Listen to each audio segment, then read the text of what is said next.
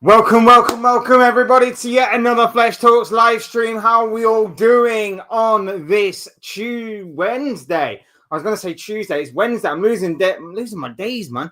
Losing my days. It's Wednesday afternoon. Hope we're all doing well, people. I hope we're all good. Let me know where you're watching from. Let me know how you're all doing. Let me know what you're up to today as well. Would love to know more about you guys. I need to obviously do more of that kind of interaction stuff. So let me know where you guys are watching from. Let me know what you guys are up to today. All of that kind of good stuff. And let me know, obviously, footballing wise, what you made of last night's games, what you make of tonight's games. The Champions League is back once again, people. It is that time of the year again. The Champions League has kicked off. And it kicked off in some incredible style yesterday.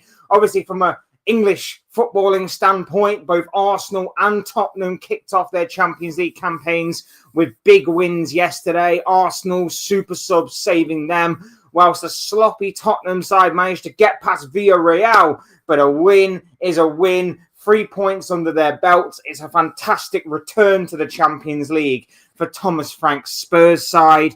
And obviously tonight, Liverpool kick their campaigns off. Atletico Madrid await them. And obviously, still to come, we have Manchester City taking on Napoli. And, of course, Newcastle against Barcelona, which is going to be an incredible game of football. How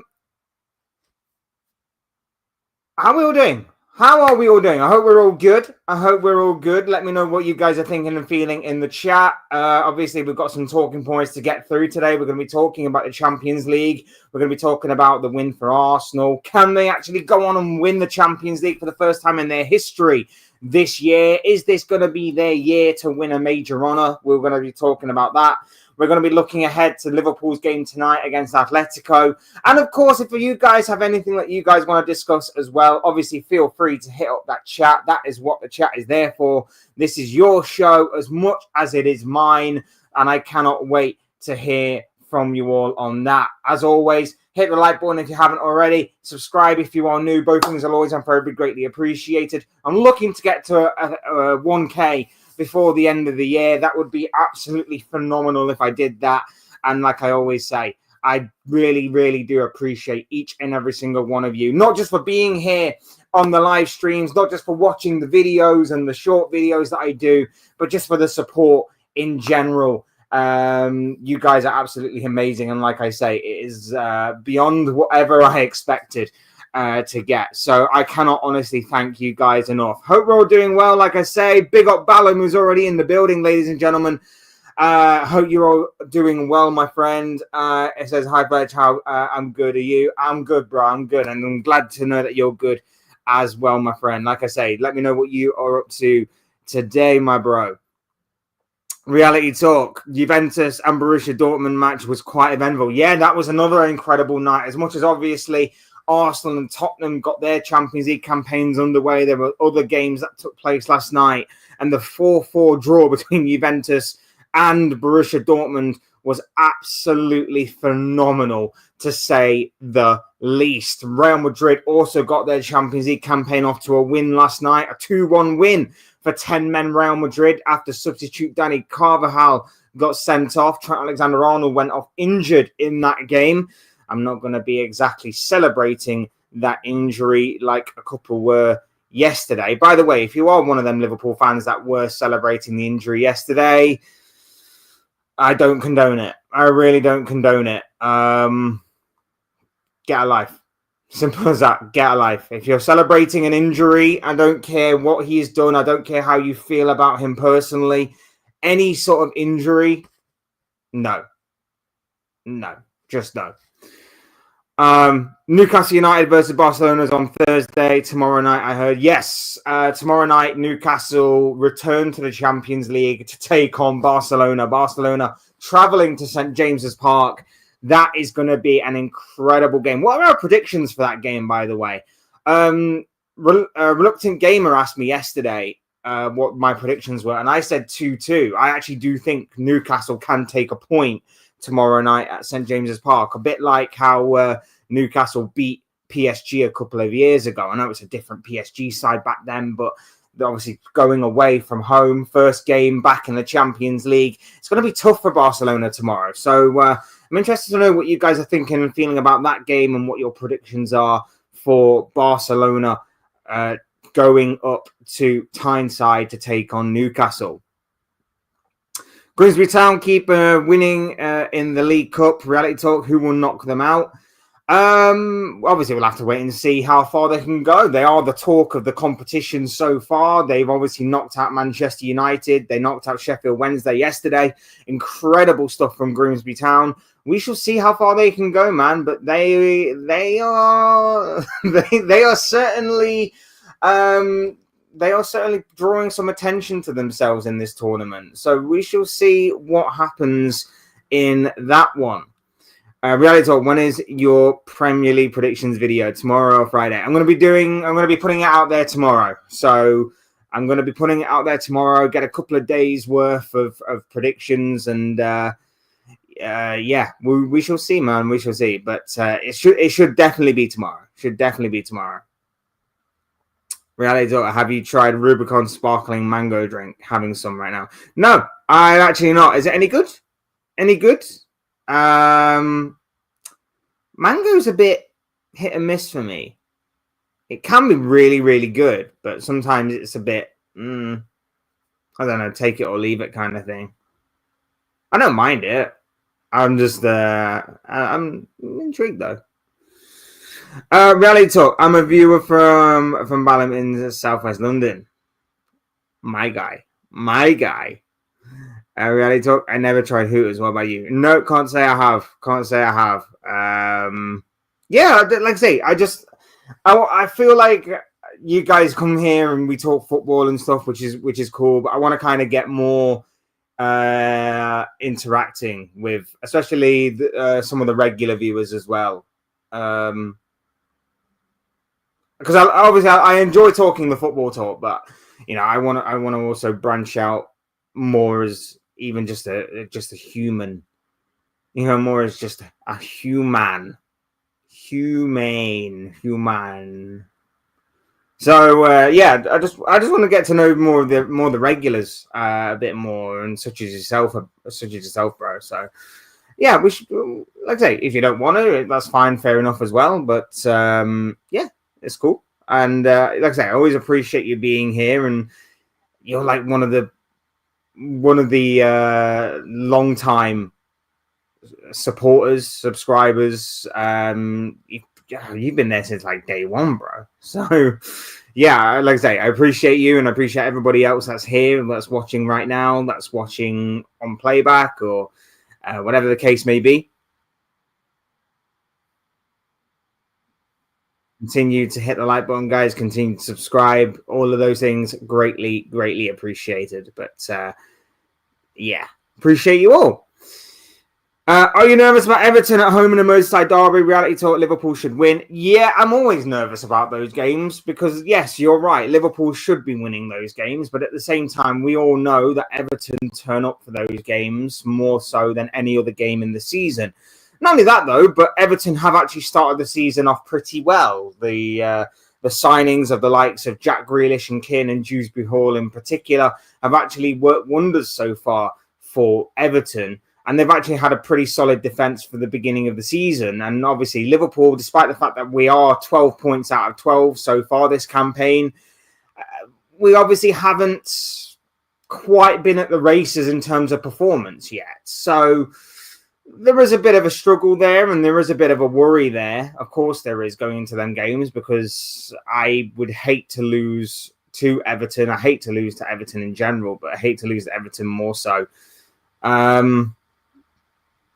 But you never know. You never know. But at the same time, I'm hoping and praying for.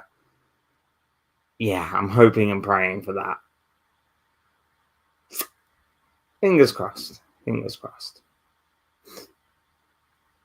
Mango drink's okay. Might have to try it. I'm always open to trying it. Are you doing a daily 1 p.m. live every day, 2 days in a row? I try and go live mostly on weekdays. Especially if there's stuff to talk about, as there is today. We're going to be talking some Champions League. We're going to be talking some Champions League, which is going to be great. And anything I like to say that you guys want to talk about. This is your show as much as it is mine. So if you guys have any talking points, throw them into the chat, of course. Let me know what you guys are thinking and feeling. Could be about the Champions League. Could be about the upcoming Premier League games. It could be about certain contract or transfer situations that may be on the horizon as well. So, yeah, let me know what you guys are thinking and feeling.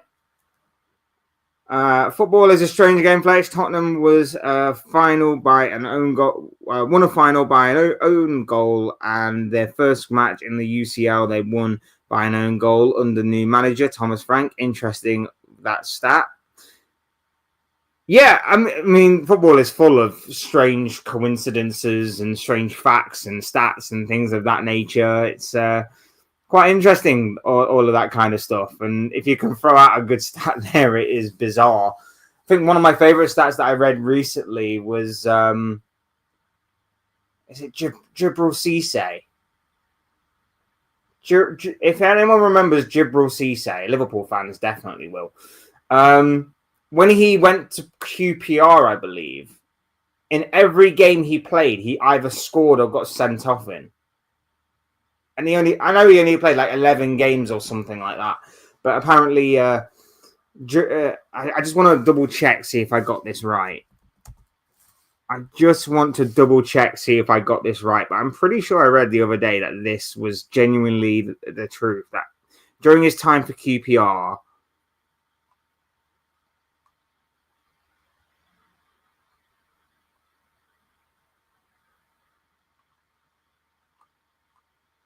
I'm pretty sure it was his time with QPR.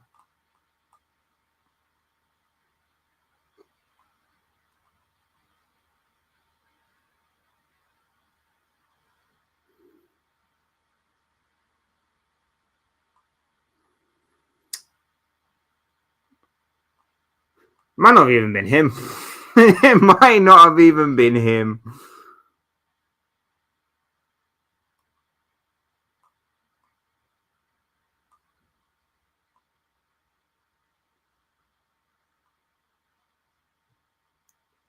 I can't remember who it was.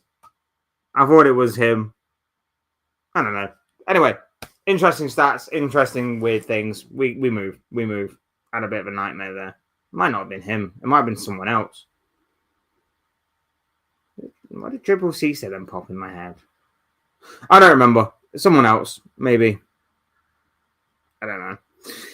Chelsea away to Bayern as well. Bayern are German champions and all that. Yeah, I forgot about Chelsea. The Europa Conference League winners. It's going to be interesting with Chelsea. Mainly because obviously Chelsea, they're now going to be playing properly 2 games a week. Now, for people that are like, oh, well, they played 2 games a week last season. That was in the Conference League. And let's face it, they left most of their good players off of the squad initially for the group stages.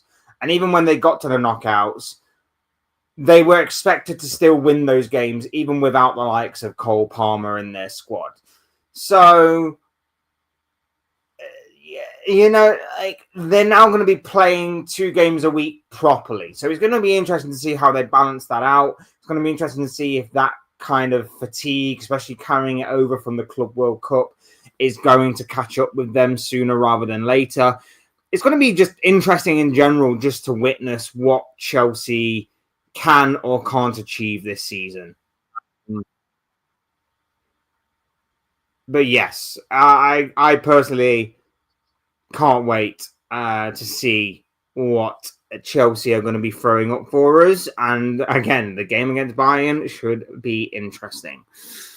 Chelsea fans will remind you that they won the Champions League in Bayern Stadium. Yep, they certainly did in what was one of the most bizarre Champions League finals ever. Chelsea sat back for the majority of the game. Bayern absolutely peppered them from what I remember. scored a goal, and then Chelsea went up the other end and Didier Drogba.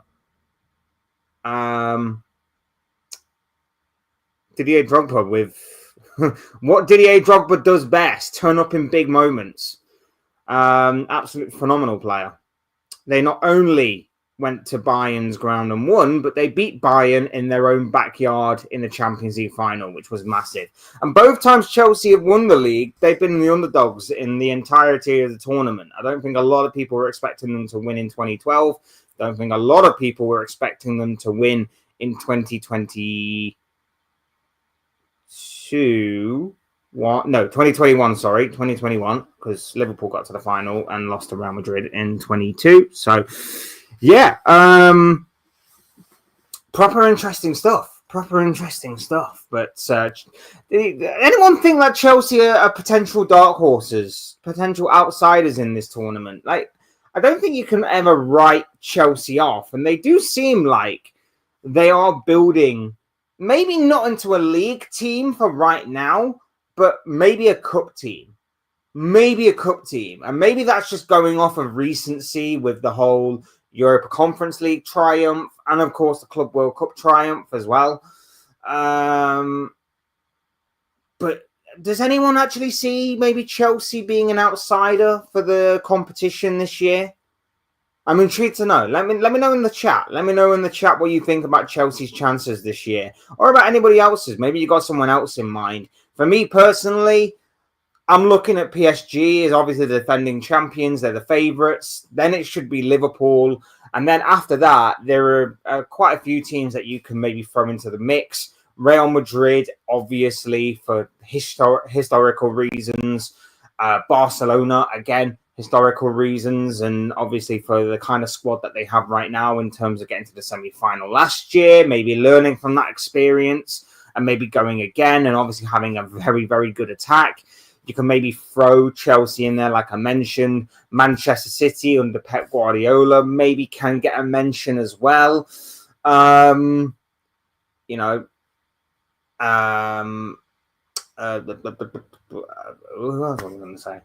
Who else was I going to say? Bayern, maybe. Harry Kane, potentially. Could be one throwing into the mix, but maybe not overall. Not maybe a well-rounded team, Bayern, anymore.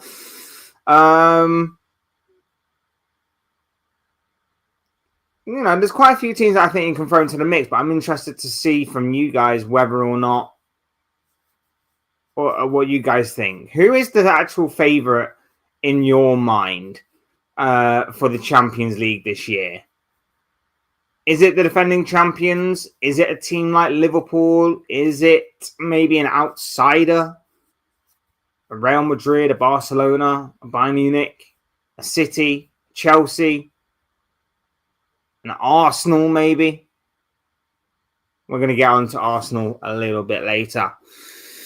Benfica lost. Captain Blurkan going Benfica new manager or no interest. I play Football Manager quite a bit, so maybe when the new one comes out, I might actually do a Benfica, a Benfica career. Don't know. Could be interesting. Benfica could be interesting, man. I'd be intrigued to do that, actually. I'd be intrigued to see if I can win the Champions League with that. But yeah, I do try and play a bit of Football Manager whenever I can. If you be Benfica manager, will you sign Bernardo Silva and Cristiano in the team? No and no. Both are past it in a league form. Bruno Lagerli, they lost to Karabag. They lost to a shopping carrier bag. Such a shame. Such a shame.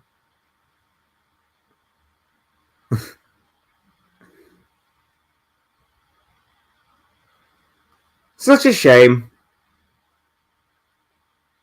But they move. Again, it's not the end of the world. You lose one game. Like, it's not the end of the world. Still 7 games left. And I was looking at it with a friend yesterday.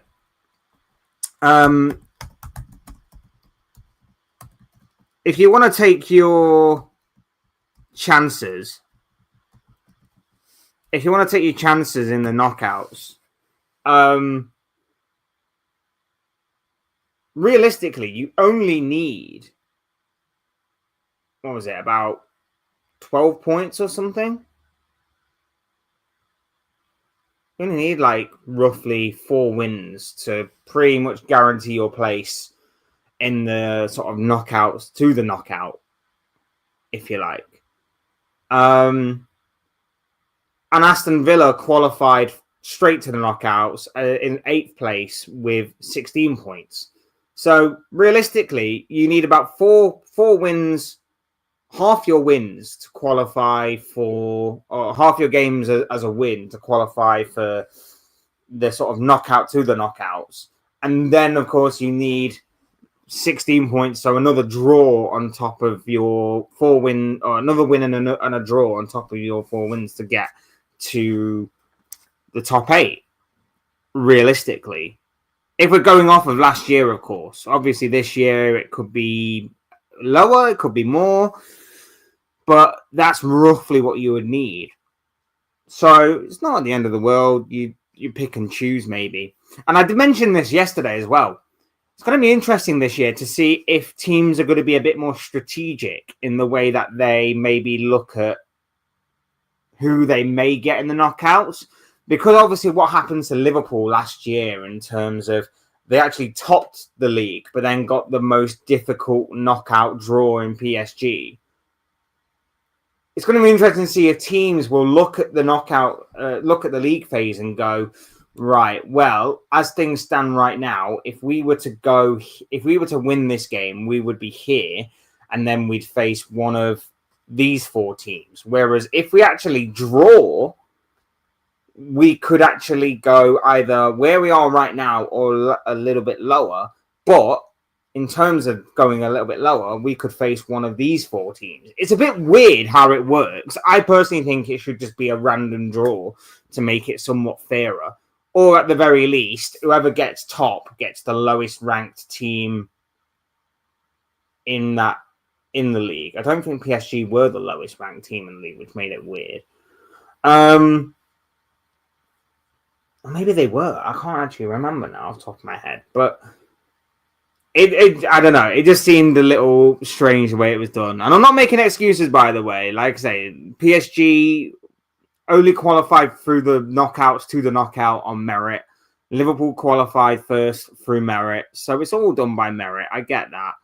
But PSG obviously got stronger and stronger as the season wore on. And wouldn't be surprised if it's something similar this time around as well. But it will be interesting to see if strategy comes into play as the league phase, should I say now, wears on, and teams start looking at who their potential opponents could be for the knockouts.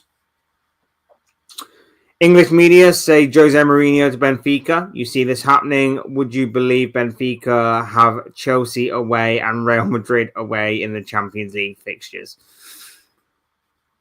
It'd be incredible if that was to happen and he was to get there before those games hit. I'm sure he would love nothing more than to get one over on his former clubs. But no, it won't be too long before Mourinho's back in management.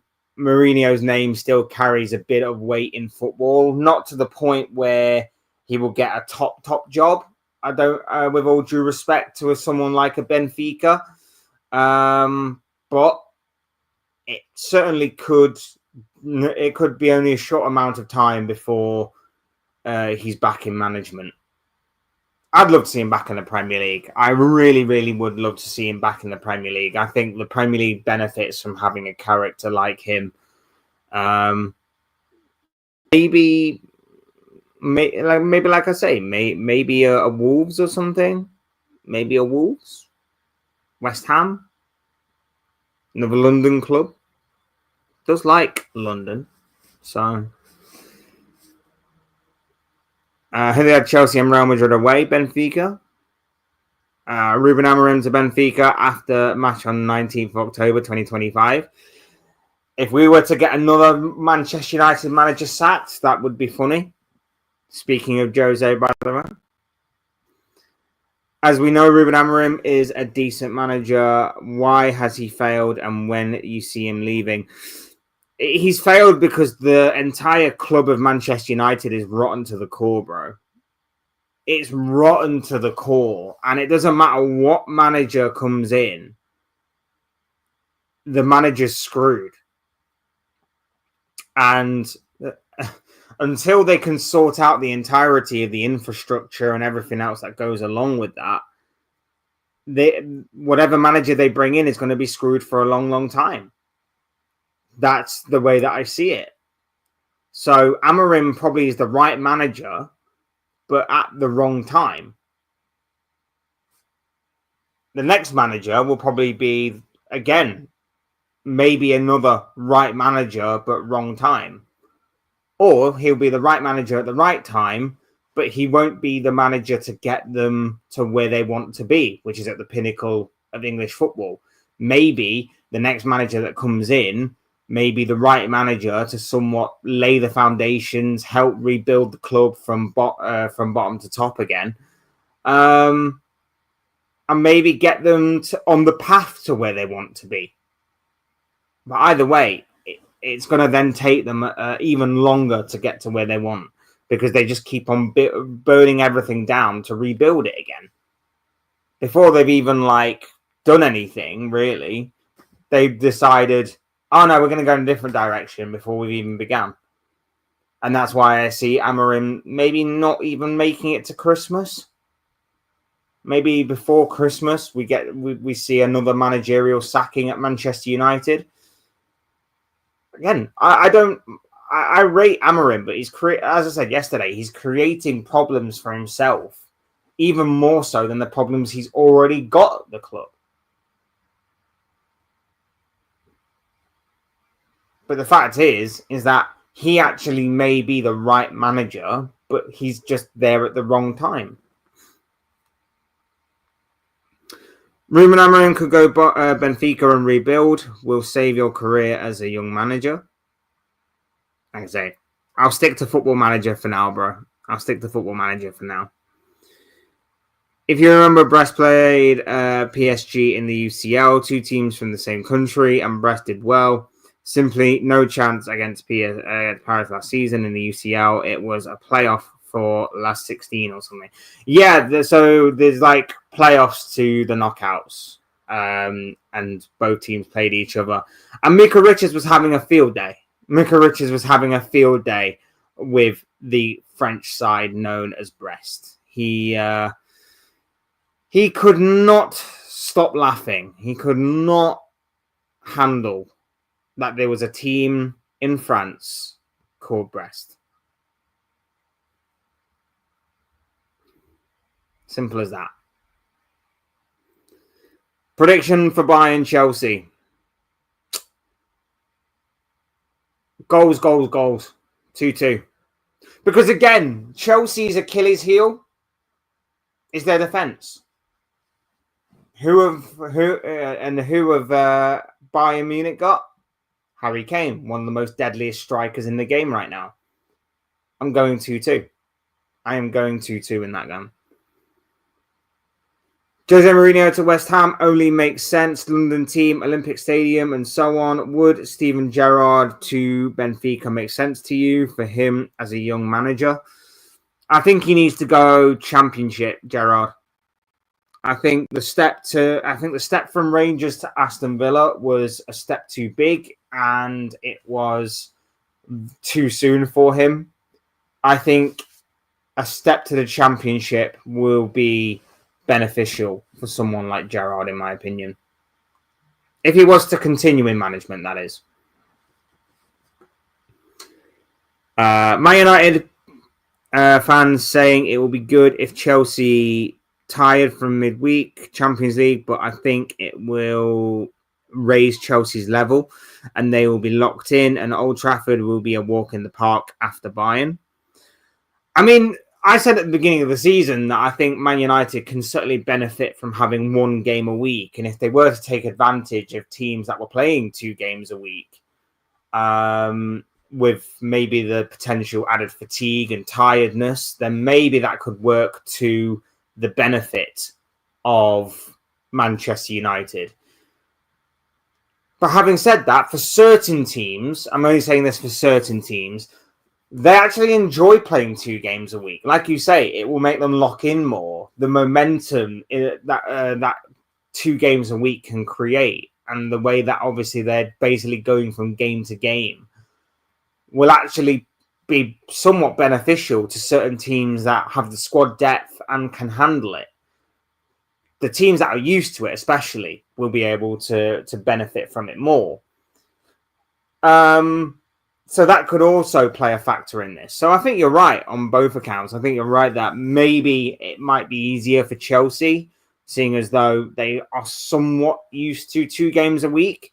The young squad, though, for Chelsea may not be able to handle it as much as like a Liverpool or an Arsenal that have been used to playing 2 games a week for the past few years. But for Chelsea, it could certainly be the case having a young squad, but at the same time, it will be also interesting in terms of how that young squad does actually handle it. Because, like I say, Cole Palmer wasn't playing 2 games a week last year. He was basically playing 1 game a week till the end of the season. And even then, the game midweek, realistically, they could have won without like a Cole Palmer. Because the standard of competition was just too much for Chelsea. Too much for everybody else when you consider Chelsea were head and shoulders above the rest, should I say. But yeah, it definitely could be interesting to see how that plays into the Premier League games coming up.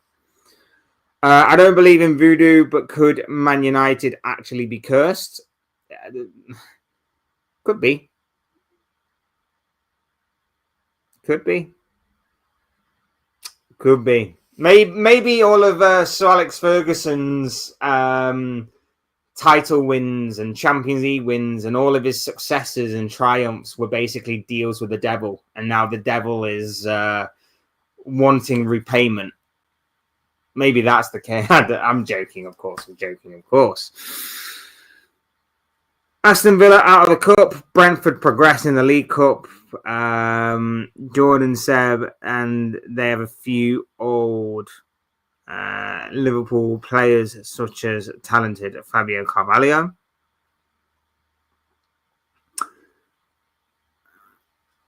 I mean, Aston Villa right now are kind of in the mud, aren't they? They are kind of in the mud, poor old Aston Villa. I don't know what's going on. I don't honestly know what is going on with Unai Emery and Aston Villa this season. I know they can't score in the Premier League, but Jesus Christ, like they are in the mud right now. And yesterday I thought, oh, Harvey Elliott scored and Aston Villa were probably going to go on and win the game. Wrong. Just wrong. Turned out to be completely wrong. They bottled it and they lost out on penalties.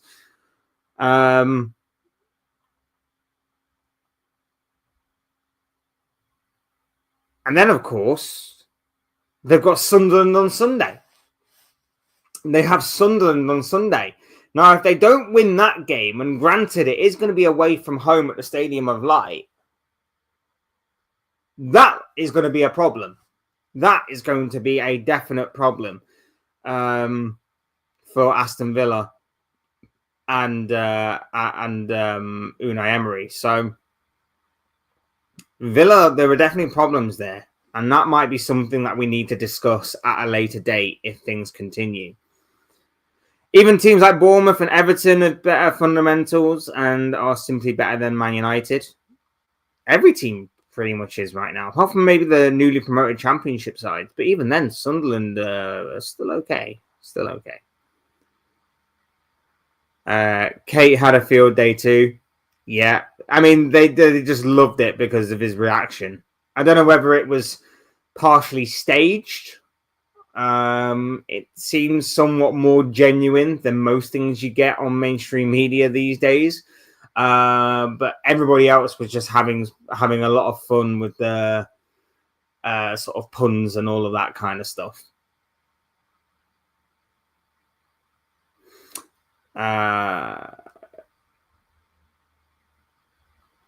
Nice-Brest is an actual fixture in French League. Yep. Yes, it is. And Andrew Robertson was briefly linked with the away team today. Interesting little fact about this match. He was. And alternatively, Julian Alvarez was also linked with Liverpool.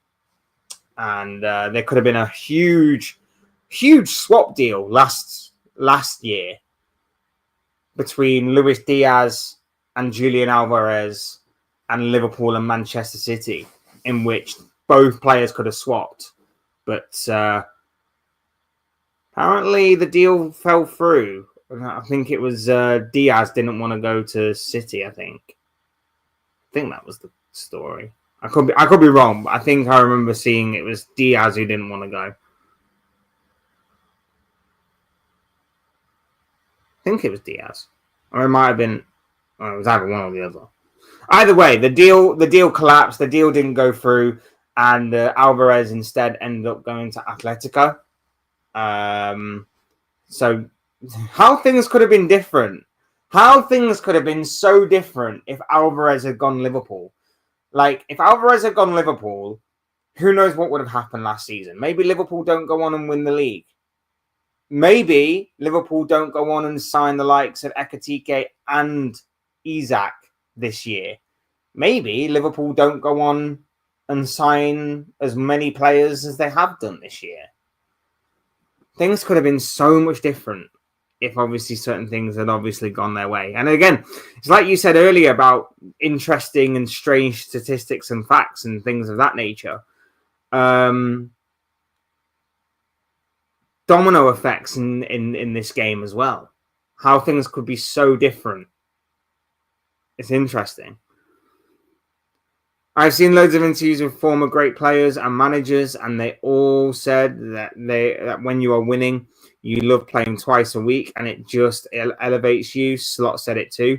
Yeah, I think Luka Modric said it a few years ago as well, that when he was at the peak of his powers and when obviously Real Madrid were dominating, I think he basically said as well that playing 2 games a week just keeps that energy going. It just keeps the momentum flowing. And, you know, the adrenaline you get from winning, like as you mentioned, kind of just flows through the team, and it just makes you just keep going at a consistent level. So 2 games a week for those that can handle it and those that have the squad is definitely a big thing. Where we at? Would you rest Salah for Southampton next week? I don't see him in the squad for that match at all. I think he needs to. I think you need to rest him simply for the reason that he's not playing very well right now, admittedly. You know, there are signs that he is slowly coming to pace with things. You know, I would probably say that he was better against Burnley. Wasn't amazing, but at least he was trying certain things, and at least he was getting more on the ball and more involved in the game. Whereas, like, in comparison to Newcastle, for example, he was absolutely abysmal. Against Arsenal, he was shocking because his first touch was so poor. But there were signs against Burnley that he was a lot better, but still not to the level that we expect from Mo Salah. But I'd play him tonight. I'd play him against Everton, and I'd give him a rest against Southampton. And I'd probably put Frimpong probably right wing. I'd go Frimpong right wing. I'd go Connor Bradley at right back against Southampton. Giovanni Leone gets his debut as well. And I would probably say that Isak maybe gets his first start against Southampton as well. I'd probably say that in order to build up his match fitness, that would probably be the ideal game to start him. I wouldn't start him tonight, and I wouldn't start him against Everton either. I'd still go with Ekitike, and I'd still say that obviously Isak probably gets 20 minutes tonight. He probably gets about 30 to 40 minutes against Everton on Saturday, but I'd definitely start him against Southampton next week in order to build up his match fitness. So that's the way I would do it anyway. Obviously, Slot knows more. Slot knows better. Slot and Isak are obviously in constant conversation with each other about the fitness level of Isak. So, for all I know, the team news is going to come out tonight, and maybe Isak is going to be in the starting 11. We shall see. Nice to see Harvey Elliott scoring yesterday. Yes, big up Harvey Elliott, man. I really, really hope that the move to Villa goes well for him. He really, really does deserve it, man. I really, really hope he's going to thrive at Aston Villa as I expect him to. Yeah, big up, Balin, big up, bro. Thank you for doing that, my friend. And hit the like button and keep subscribing, guys. Really do appreciate the support on the channel, as always. They are doing Champions League on a Thursday, but only for the first week. Then later on, it will be Tuesday, Wednesday, and Thursdays for Europa and Conference. Yeah, I think it's just it might just be just an opening week kind of thing, but a lot of Champions League football to get through. So big up, man, big up, exciting times. Yes, thank you, Margaret. I was surprised to see Newcastle United match tomorrow on a Thursday. Going to be an interesting game. That I cannot wait to watch that. Isak to start against Atletico. Like I say, bro, I think he starts. I think he starts against Southampton. I think that will be his first start. Now I could be wrong. I could be very, very, very wrong. But the way that he barely got any minutes in the international break, apart from like the 15 or 20 or whatever it was that he got in the last Sweden game. Didn't play against Burnley. I think he probably gets about half an hour. I think he gets about 20 minutes tonight. I think he gets half an hour to 35, 40 minutes against Everton. And then I think he starts against Southampton. That's the way that I personally would do it. Liverpool looked like they needed Isak against Burnley. Just needed some creativity. Just was not clicking in the final third whatsoever. And I said yesterday, like our team has been very disjointed this season. First couple of games, the attack was really, really good, but the defense was poor. Last two games, it's been the opposite way around. Our defense has been really good, but our attack has been poor. So hopefully it all starts clicking and connecting together, and then we can finally get an all-round good performance that lasts longer than 45 minutes or so. Big up to Prince Azim. Sorry, bro, I butchered your name there. I hope you're doing well, my dude. Thank you for joining us. You're watching the game tonight? Oh, yeah, I will be. I'm at work, but I will be definitely watching the game. I will definitely find a way to watch it. So we'll be watching the game. Not on a watch-along, though, unfortunately. Would love to do a watch-along, but yeah, we'll get there. Burnley is such meat and potatoes team, and then the manager is the slickest mofo you'll ever see. Weird combo, but I love it. They're trying to progress, aren't they? They're trying to break through from the Burnley of old, which is basically go long ball and direct, into a more forward-thinking modern team, which is why they hired Vincent Kompany, who is at Bayern Munich right now, which was the strangest managerial decision ever in football, but it's kind of paid off for Bayern, I guess. Big up, Lutz and Gamer. How you doing well, my bro? Lovely to have you here with us. Yeah, I'm trying to get through the chat, bro. I keep going on weird tangents. My bad. I do apologize. What prediction for the games today, then? Like I say, I'm obviously backing my team. I'm obviously backing Liverpool to win. I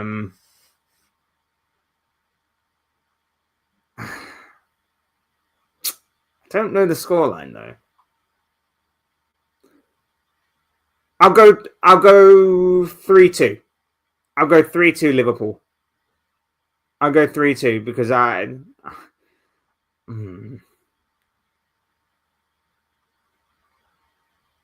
3-1, actually. 3-1.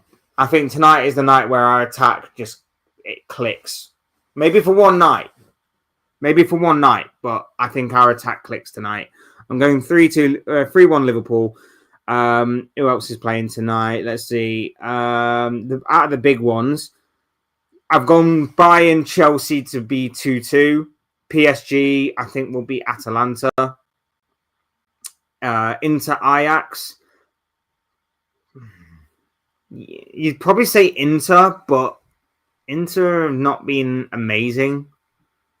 So Ajax could fancy their chance, especially with them being at home. I probably would say draw. I might say a draw with that one. Big games tonight, though. Big games. Happy birthday, Arnie. Happy birthday, him. Do you ever place a few quid parlay bet just for fun? Oh, I am a betting guy. I am certainly a betting guy. Does it work? No. Sometimes I overthink things, but it's all fun. It's all for fun. I don't go overboard. Let's put it that way. I don't go crazy. Liverpool player Mark Gahey is playing well on loan at Crystal Palace. Let's see what you did there. Crystal Palace made cut progress. When will they lose a match? Unbeaten in 14 or so. Oliver Glasner's a great manager, man. Great manager.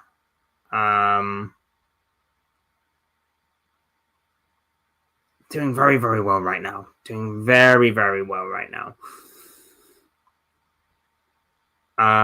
As a Barca fan, I can tell you that Lewandowski usually only plays half games and always subbed off, yet his stats are unreal. If you check his goals per minute over the years, it's number 1 in Europe. He's an unbelievable finisher, man. He's an unbelievable finisher. You finish... You set him up, he'll finish. You set him up, he'll finish. Even though he's not getting any younger, the guy is still phenomenal. Every team needs Isaac. His link-up play is great from central midfield to the wings.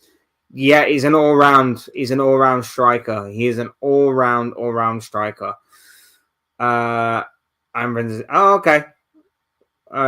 Fair enough. Fair enough to you. If you are him. Big up. Big up SM20, SM44. Hope you're doing well, my bro. I'm not gonna lie to you, dude. I have no idea what that translates to. I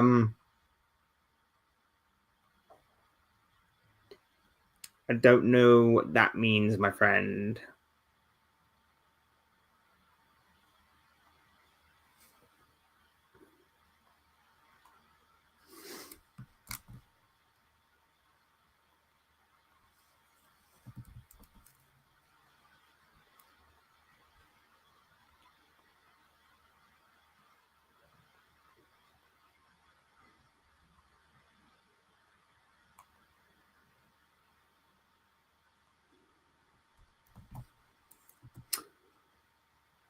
Am I an Arsenal fan? Sorry, I just had to put it in Google Translate. I do apologize. Am I an Arsenal fan? No, I'm not. I'm a Liverpool fan. I am a Liverpool fan, my bro.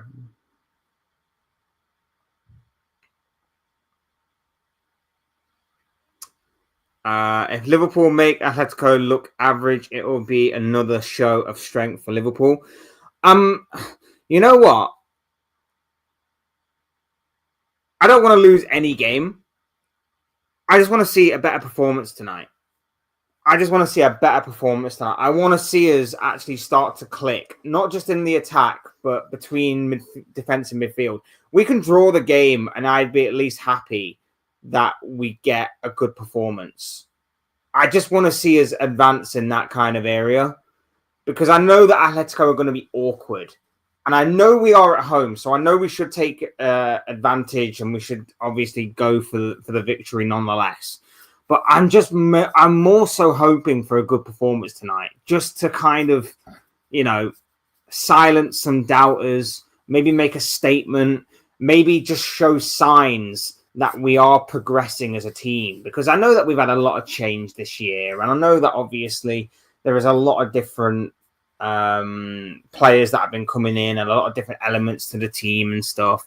And I know that we are somewhat transforming and changing our approach play and things of that nature. But I just want to see a good performance. I just want to see us progress in that particular area.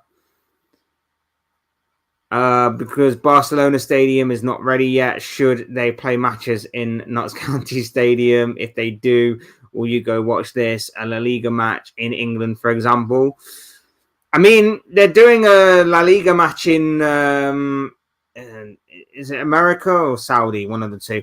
They're doing a La Liga match there, so they might as well. I mean, I'm hoping that's not the way football is going to be progressing, to the point where a lot of other clubs are going to be taking note, and a lot of other leagues are going to be doing the same thing and taking their games abroad.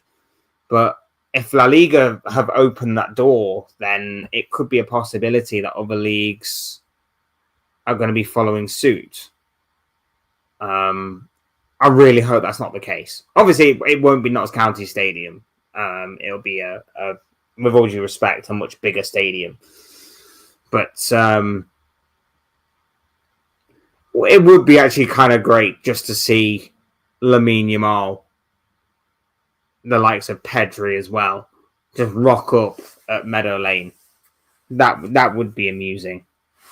That would be amusing. I got Chelsea losing against Bayern, but winning against Manchester United. As I agree with the last statement. I think they will probably win against Man United. Not to kind of spoil my predictions video, but I somewhat agree. But I think they can get a draw against Bayern. I think a draw against Bayern is probably what they are going to receive. Ajax is the worst they have been in ages. I watched their games, you'll see. I don't think Inter are much better. I think Inter are sort of a bit awkward right now. I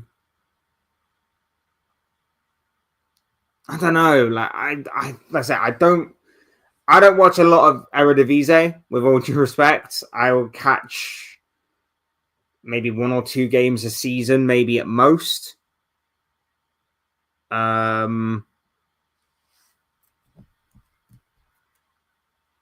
But yeah, I don't know. Like I said, I'm not. I don't really watch a lot of Eredivisie, so I'll take your word for that. I have to go now. Thanks for having me for an hour. Bro, big up to you, man. Like I say, always great to have you on board with us. Always great to have you here, my bro. Always great to talk football with you. Cannot thank you enough for your support, my bro. And like I say, you're always welcome here on the show. Big up to you, bro. Thank you for stopping by, and I hope you have a good rest of your day. Bear with me 1 second, bro. It says where am I at? There.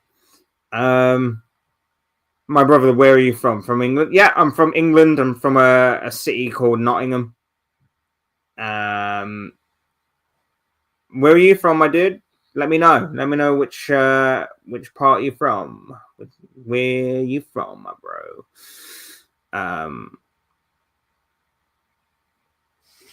Bear with me 1 second. Are you from Liverpool? I'm from Lisbon, and I support Liverpool and Sporting. Lovely. You actually answered my question before I even realised. Yeah, I'm from Nottingham. I support Liverpool. Not a Glory fan, by the way, just in case you're wondering. I have supported them since I was like 4 years old. Grew up watching the likes of Michael Owen, who was my idol at the time before he went to Real Madrid and ruined it all by then going to Man United. But fell in love with football through Liverpool, through Michael Owen to begin with, and then just went on and moved on to Steven Gerrard and watched him be the greatest midfielder of all time. Simple as that. Simple as that.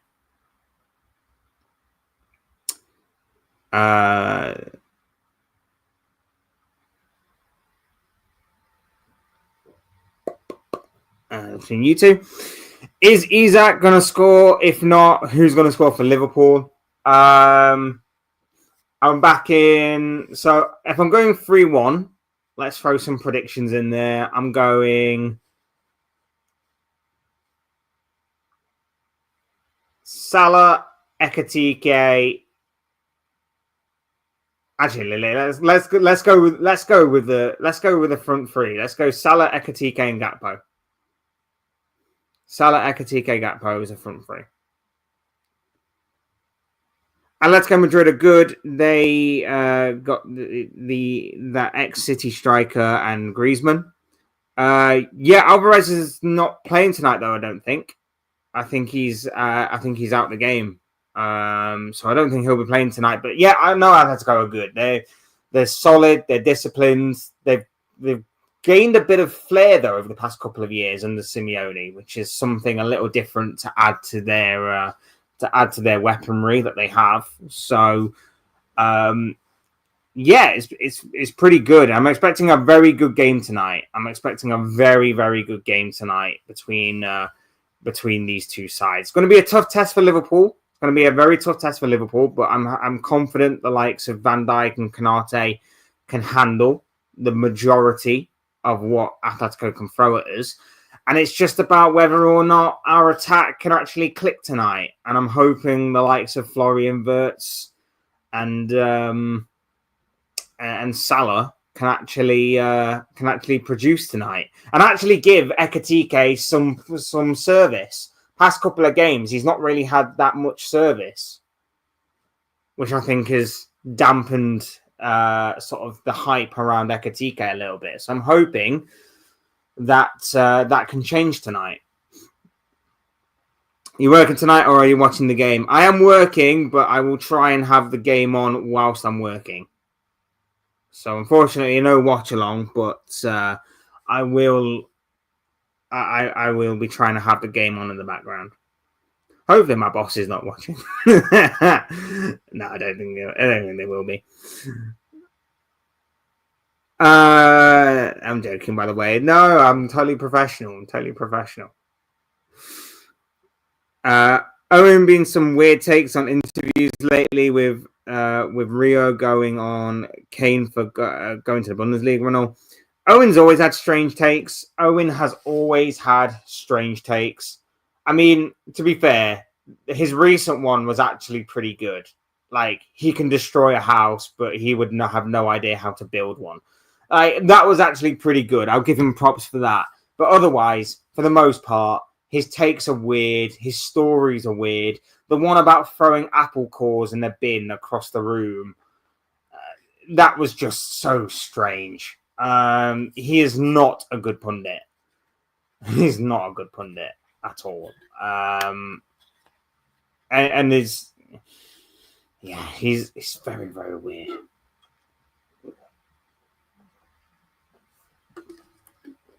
Very, very strange indeed from Michael Owen. Still a Glory supporter, 4 years old or 14 years old. You're an adult now, but most fans are outside of Liverpool, so it's normal now. Come on, bro. I was 4 years old. I had no idea that Liverpool was so successful in the 80s.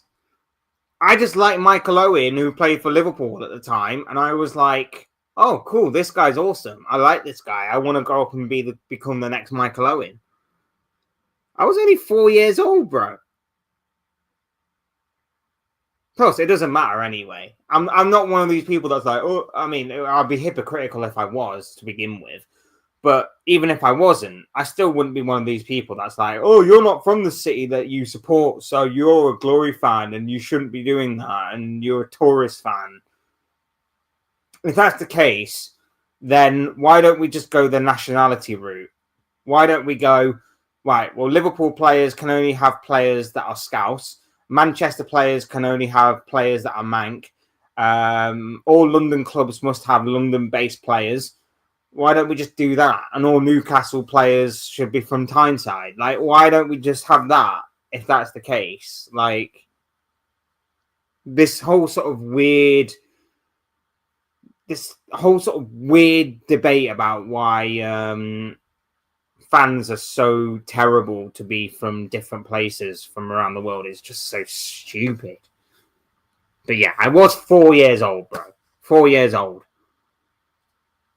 I was eating sand and glitter probably at 4 years old, but, you know, I enjoyed watching football. That's like someone being a fan of CR7 then supporting Man United. No, because here's the thing. Player FC is terrible. I enjoyed Michael Owen, but if I was a genuine fan of Michael Owen, I would have followed him to Real Madrid, which I didn't. Because even from a young age, I realized the club is bigger than the player. So, although I did like Michael Owen, followed Michael Owen, and wanted to become the next Michael Owen as a striker when I started playing football, like, I didn't follow Michael Owen to Real Madrid. I was like, no, I'm just moving on to a different player that I adore and I idolize. And that player that I adored and idolized was Steven Gerrard. And it was probably the best decision I've ever made. I'm not like a CR7 fanboy. I'm not a fanboy of players in general. I'm not Player FC. And I don't believe that players are bigger than any football club.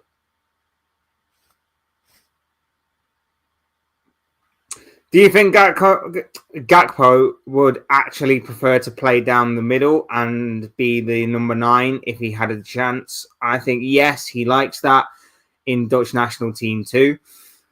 We tried him down the middle when he first arrived at Liverpool with Jurgen Klopp because we kind of tried to play him as the Bobby Firmino replacement.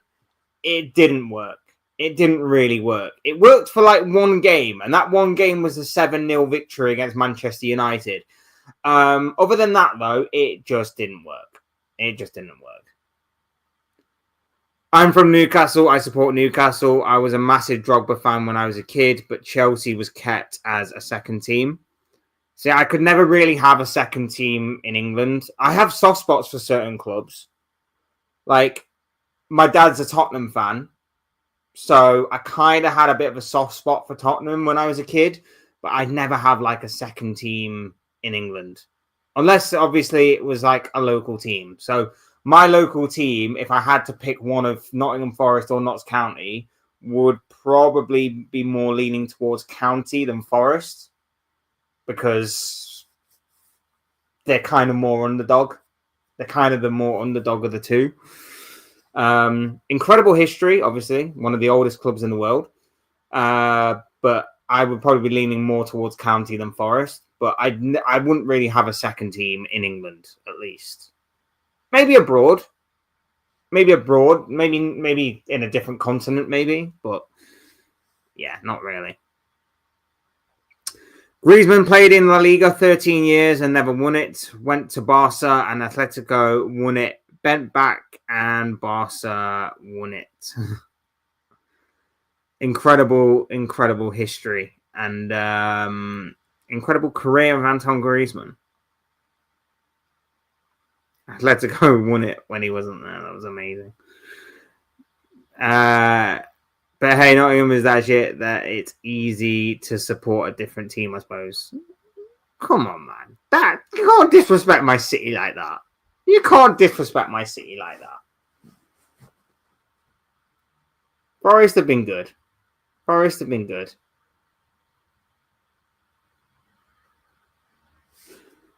No, I mean, I've been to a couple of Forest games. They're like, when they were down like the Championship and stuff, they're good. They've got a good rivalry going on with Derby. Not that rivalry will probably be seen for a while unless they meet in a cup game or something. They've got a good rivalry with Derby. Forest, decent enough. I don't think right now under Postecoglou they are in the best position going forward. I do have my doubts about Postecoglou. I do have my doubts about Marinakis, but at the same time, like Forest are okay, and fingers crossed that Notts County can start advancing in a few years. I have a soft spot for Nottingham, of course I do.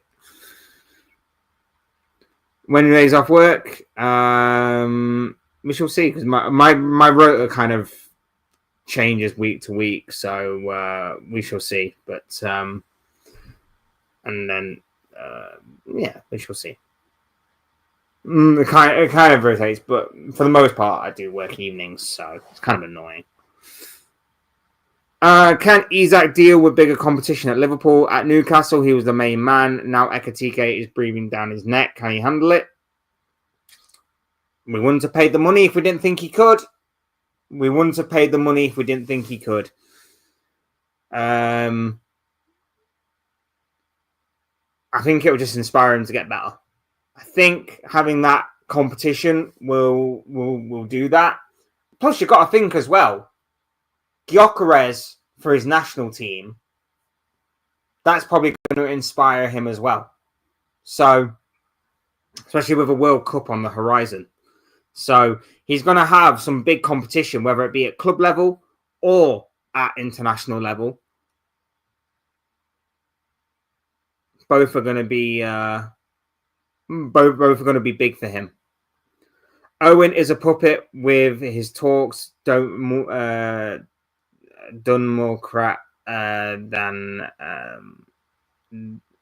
talks more crap than sense. Yeah, I agree. He's a bizarre character. Sorry, bro, I talk too much. You're awesome. You're better than Owen personality-wise. I try. I appreciate it, bro. I appreciate the challenge. Don't get me wrong. I appreciate the challenge, and you can say what you want as long as obviously you keep it respectful and you don't cross a line. That's fine. But yeah, I get it. You're entitled to your own opinions. That's fine. You should support Nottingham Forest. I'm not exactly like Mark Goldbridge here. Like, no, I'm joking. I fully back the idea that Goldbridge is definitely a Forest fan. I almost said it. A Man United fan. No. You should be able to support whoever you want. And depending on the story and the context, people can also have the opinion of you, whatever they want. For example, if you are currently, if you're like 20, 30, 40 years old right now, and you've only just recently started supporting a team like Man City, for example, then you are entitled to be called a glory fan. But if you were like born in the 80s, 90s, or early 90s, and you've seen obviously City rise through the ranks of the English football pyramid, and you supported City ever since, you can't really be called a glory fan for that. Not that there are many City fans. But you get my point. Like I say, I was 4 years old. I had no idea that Liverpool was so successful in the 80s, in the 70s, 80s, and I just loved Michael Owen at the time. But I also love the club more. Bilbao players solely can have Basque players. Yeah, that's true. There are certain clubs out there that will that will do that thing. Yeah, that's a good point actually raised. Don't know if more teams will follow suit in the future, but yeah, Bilbao certainly have a good core system over there, and it's an interesting one. It is an interesting one. Because players get paid the big bucks to go abroad. If it was like Spain and Brazil would be the biggest league, not England. Even the Spanish already biggest league. Even though Spain already biggest league.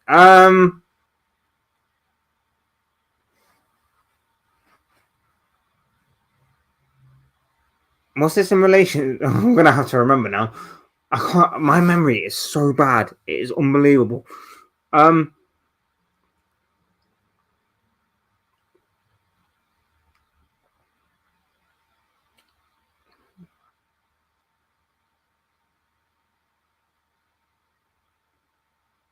I'm not 100% sure what it's in relation. If you can remind me, because I cannot remember what that comment's in relation to, bro. I'm so sorry, but my memory is so bad.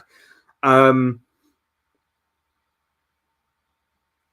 got to also think though that England is English football also has the biggest TV rights as well, or monumental big financial TV rights.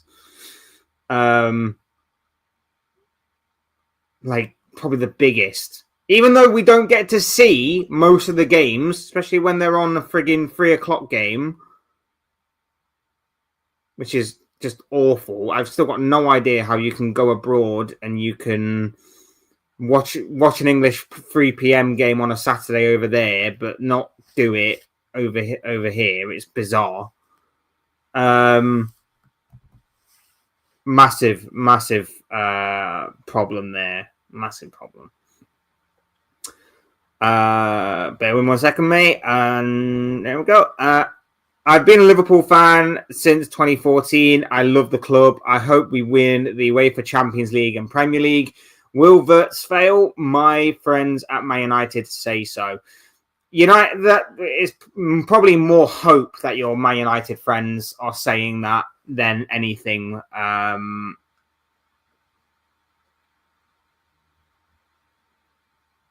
He's not going to fail. He's not going to fail. Like, I reckon it's just a bit. It's just about him adapting to the league, him working out the league, and not only just the league as well, but his new teammates working with him as well. And I think he's probably going to work better with Isak than he will with Ekitike. I think we will see the best of Wirtz with Isak rather than Ekitike, which I think could make it interesting to see how eventually how the rotation works between Isak and Ekitike, Isak and Wirtz and Ekitike, that kind of thing. He is not going to flop though. He's not going to flop. He's going to be better. And like I say, I think I'm reserving judgment until I see him link up with Isak.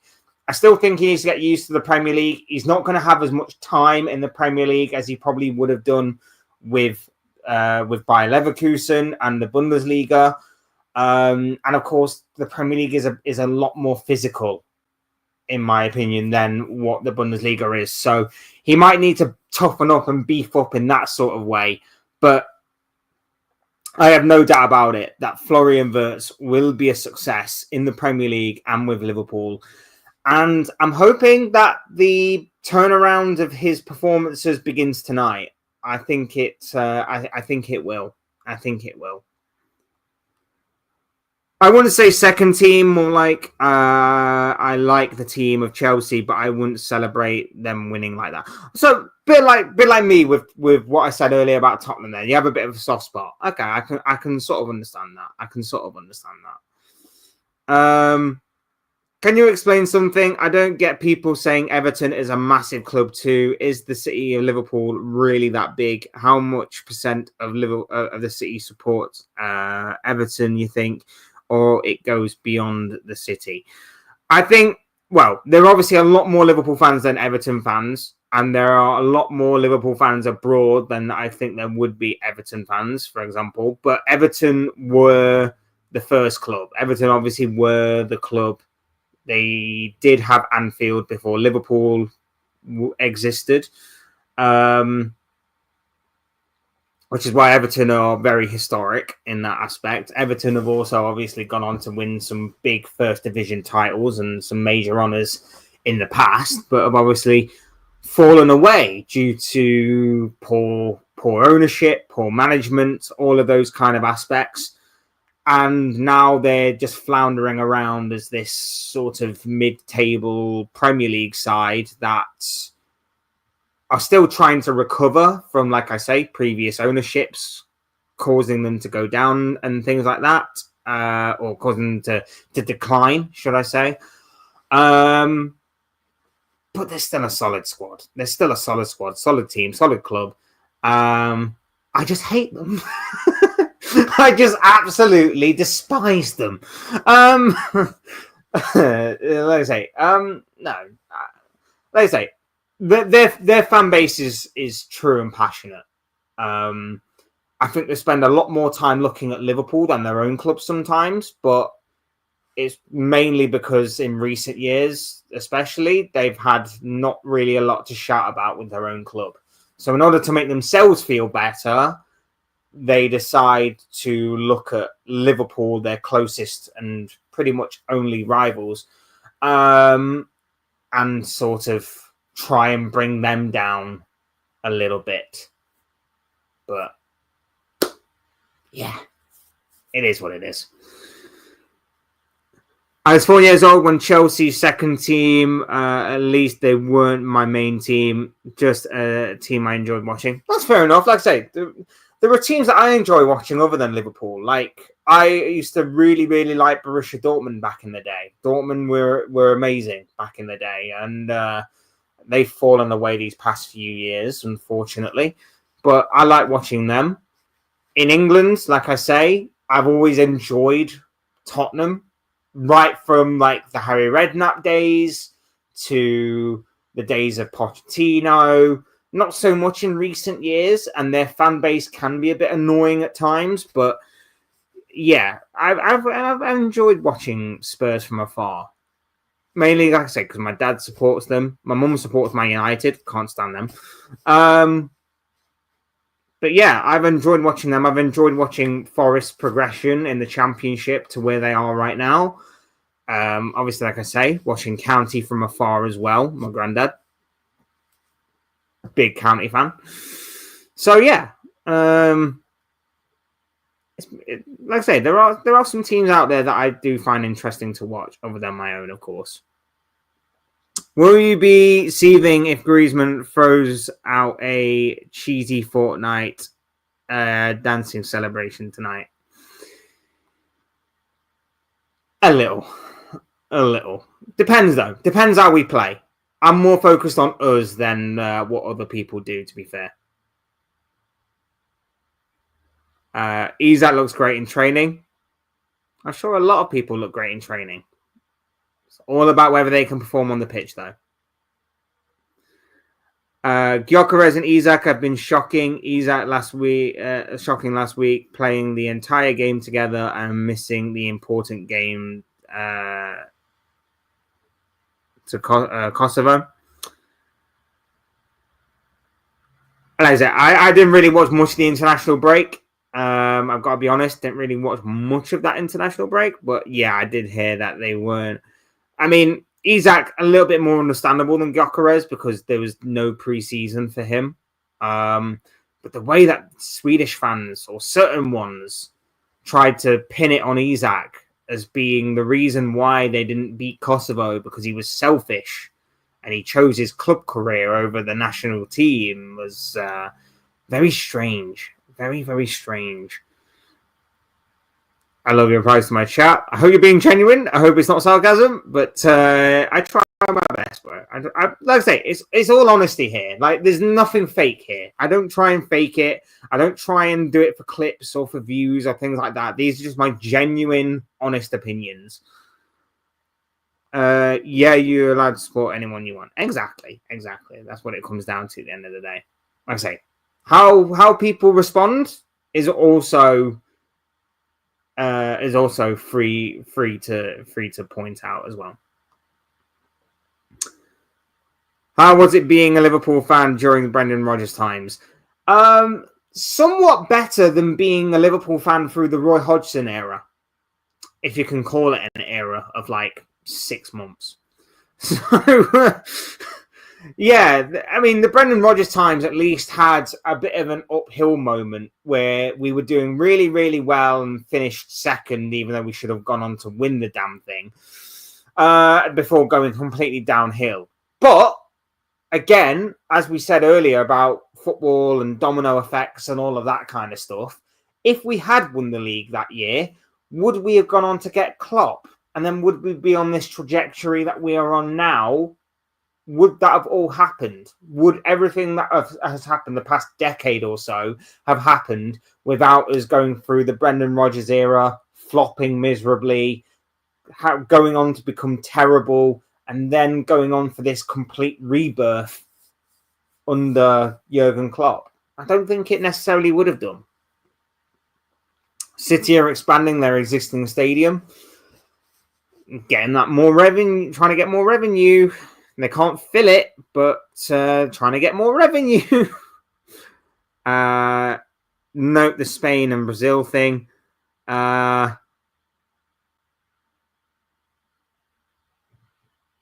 mind's gone blank, bro. I do apologize. It was about when we picked glory supporting, and you got to be from last place you said. Example: English players should play. Oh, right. My bad. I am so sorry. Like, obviously, I'm going through chat and trying to not go off on tangents and take so long. But yeah, I do apologize, bro. I get what you mean. Do I speak Portuguese? I do not, I'm afraid. I do not. I'd like to learn a different language, like I did at school. A little bit, but I don't really remember much of it. I took French and German. Well, I say I took. They forced me. They forced me to take French and German in school. I remember tiny bits of both. Tiny bits of both. Does Wirtz need to hit the gym? Maybe a little.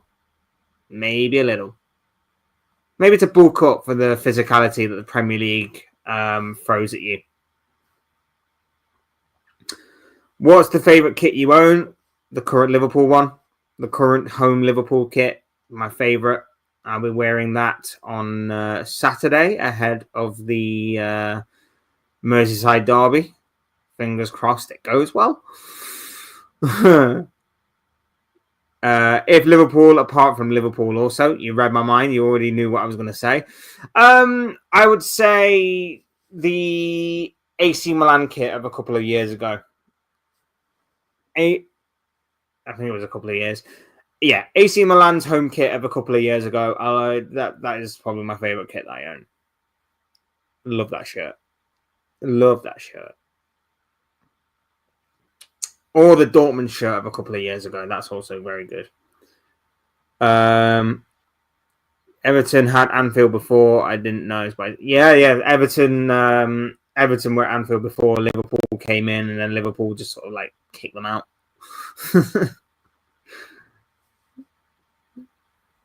We were bullies back then as well.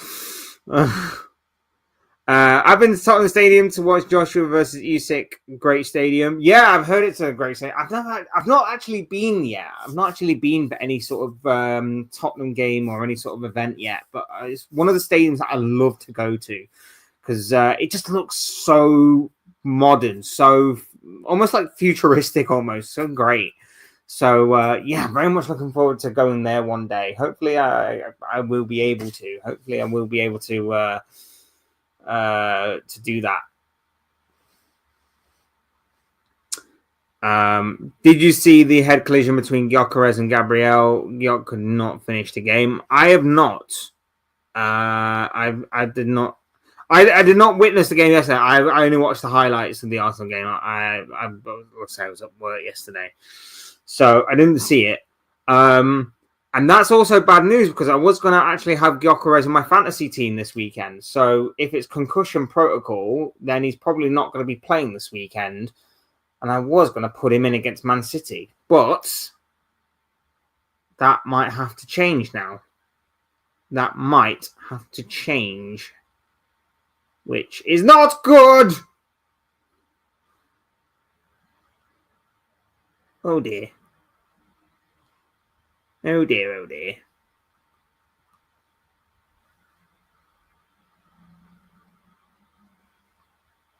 Where are we at? That one. Have a great game tonight. I'll say goodbye to you. I hope we win tonight and can sleep soundly. Big up to you, my guy. Big up to you, man. Glad. Hopefully, like I say, like you say, hopefully the result is going to be good for us tonight. Hopefully, Liverpool do pick up the big win. And yeah, big up to you, bro. Thank you for joining me. Thank you for joining us here. And yeah, some very interesting thoughts in the chat as well. So big up to you, bro. Thank you for being here. And I hope to see you again. Hope to see you again in the next one that we do. Yesterday, Juventus and Dortmund was the best game, 4-4 thriller. Yeah, absolutely. 4-4 thriller, absolutely incredible. Dortmund, Juventus, just a brilliantly wacky, crazy game. That was just very, very fun to watch. Very, very, very enjoyable. Very enjoyable. So, about an hour and 25 minutes in, can Arsenal actually win the Champions League? Look, Arsenal yesterday.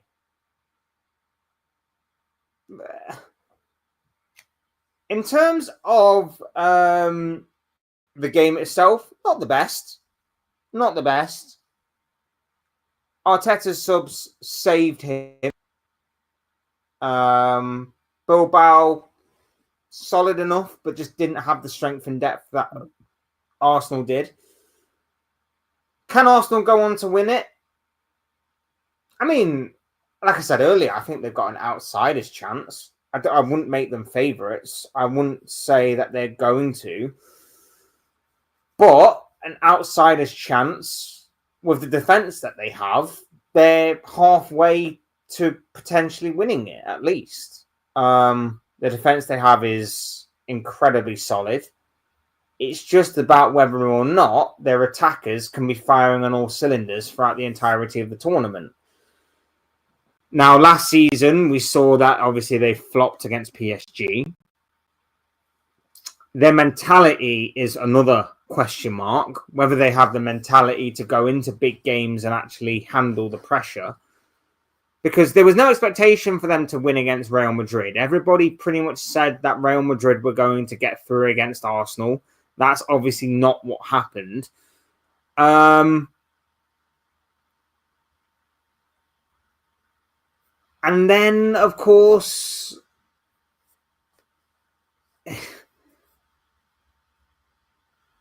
they managed to upset the apple cart a little bit. They upset Real Madrid to the point where Real Madrid were putting out these crazy promotional sort of videos in which they were like, 90 minutes at the Bernabeu is longer than any other 90 minutes in any other stadium or whatever crap that was.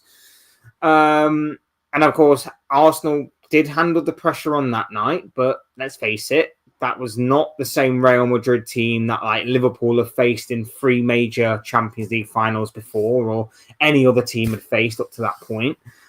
I'm not taking anything away from Arsenal, by the way, on that. I'm just saying that it was a very much a different Real Madrid side to what we've known them to be in the past. And not only that as well, but then Arsenal went on to PSG, in which a lot of people were going, Arsenal beat PSG in the league phases, and they beat Real Madrid, so I'm expecting Arsenal to win. And then look how that turned out. Arsenal bottled it under the pressure. Arsenal didn't really come into the game until the beginning of the second leg, and then as the second leg progressed, Arsenal's belief faded and faded and faded until Saka scored. And even then, when Saka scored, it was still like, hooray, it's no point in trying because we didn't get there. Can they do it this time around? Look, they would have learned a lot from last season. Of course they would have. But I still think it's the same old Arsenal situation. I still think the mentality is not in the right frame of mind. I still have question marks over the attacking side of Arsenal. I still have question marks over whether or not they can handle the pressure on a big Champions League night. I just have a fair few question marks about overall the mentality and certain sections of the squad as well, because I think as the Champions League and as the campaign itself progresses, I do wonder whether or not the squad depth, the rotation is something that is going to be on point from Arsenal and from Mikel Arteta in particular. Not only that as well, but I do think their midfield is a little light. I think 1 or 2 injuries to that midfield, and all of a sudden, I think you are looking at, can their backup players survive? And I know that Arsenal fans have been waxing lyrical for the past couple of weeks about how Arsenal's strength and depth is so good. It's so good. It's so good. Well, a couple of injuries will certainly put that to the test. So we shall see on those levels. But for me personally, I don't think they will win the Champions League, but they have an outsider's chance. I'm not giving them an impossible chance. I'm not giving them 0% or anything like that. I'm just saying they have an outsider's chance. And I think there are other teams in this tournament that I think have a stronger and bigger chance than what Arsenal do.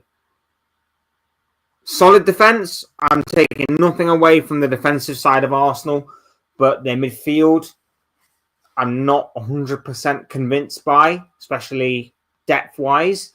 And their attack, I still think, has a couple of question marks to it. Chelsea versus Bayern prediction, I'm going 2-2. I'm going 2-2. I think both teams come away with a point. Arsenal won't win the Champions League, maybe the League Cup. I can see that, depending on obviously the draw for the League Cup. I think if Arsenal get a tough game, like an away from home game, if they get like Newcastle away or something, or if they get like a Liverpool away, City away, even maybe a United away, as daft as that may sound, cup games. Well, actually, no, they won't get United away, will they? Because they got knocked out by Grimsby. Duh. Arsenal, let's say, a Liverpool away, a Newcastle away, a City away. Even maybe a Tottenham away on a cup day could always be a little awkward and a little tricky. But we shall see how the draw is to them. If the draw is favourable and the draw is kind, then maybe, just maybe, you are right in terms of predicting Arsenal to get a League Cup out of this season.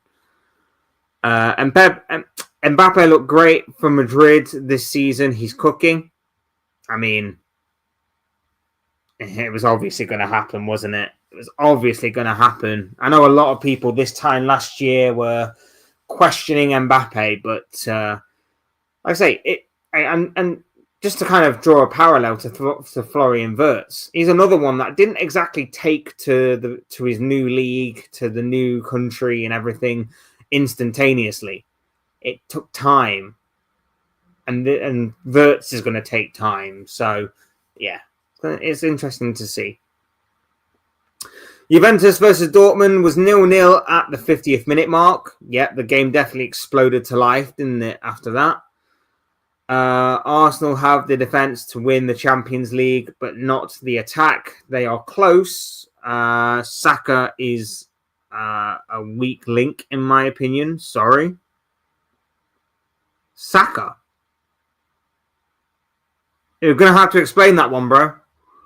You're going to have to explain why you think Saka is a weak link. That is an incredible take, depending on how you're interpreting that. Arsenal have conceded 0 goals in their last 6 official games. I mean, they conceded 1 against Liverpool, and that was only 3 games ago. So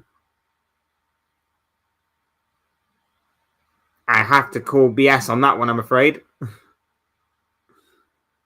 I have to call BS on that one. Unless you mean open goal game. Open goal. Unless you mean from open play. If you mean from open play, then fair enough. But if you mean just goals in general, obviously Liverpool beat them 1-0. So, I'm just saying. Dude, you were right about Sesko. 004 now.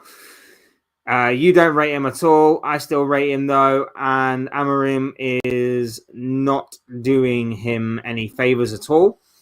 I mean, to be fair, he's obviously had a couple of games coming off the bench, so I will give him that sort of aspect. But I've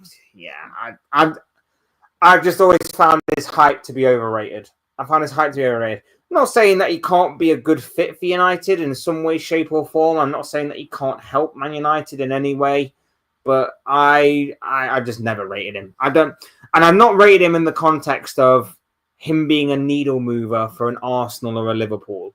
Like I say, for a team like United that are trying to go from where they are right now back to where they want to be in the Champions League and beyond, I think he could do a good job, but I've always found him to be overrated, overhyped, and I'm just not a massive fan of him. I see Chelsea more favourites to win the Champions League than Arsenal. That's fair enough. That's a fair enough take. It's going to be funny watching Tottenham beat Arsenal if it happens. Absolutely. So positively, lately. And I'm hoping that will happen in the Premier League as well.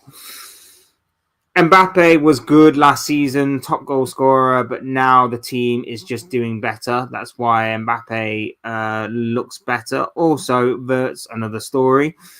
I agree, and obviously Mbappe got better as the season wore on, but there were people that were looking at Mbappe's start to the season, and I don't think he actually had the best of starts to the season. At least not by the kind of standards of Mbappe. At least maybe he was being a victim of his own success. But there were people that were basically, question marking certain things about Mbappe. As far as Wirtz goes, like I say, I think Wirtz will still come good. I think Wirtz will be okay. But at the same time, like I say, just a bit of a slow start. Slow adjustment period, that kind of thing for Florian Wirtz. But he will come good. I'm pretty sure of it. And like I say, I think once he gets to grips with the Premier League, how intense it can be, how physically demanding it can be, and mainly as well when the team starts to gel around him, not just him, but around him, I do think Florian Wirtz will come good. So there we have it. Arsenal. Big win yesterday. Champions League. Game week 1 done and dusted. Out of the way for them. They've got some big games coming up, but they faced a tough task yesterday and managed to advance, managed to progress. Will they be able to actually go on and win it? Like I say, an outsider's chance, but I think other teams will probably have a bigger and better chance of winning it. There are still some question marks.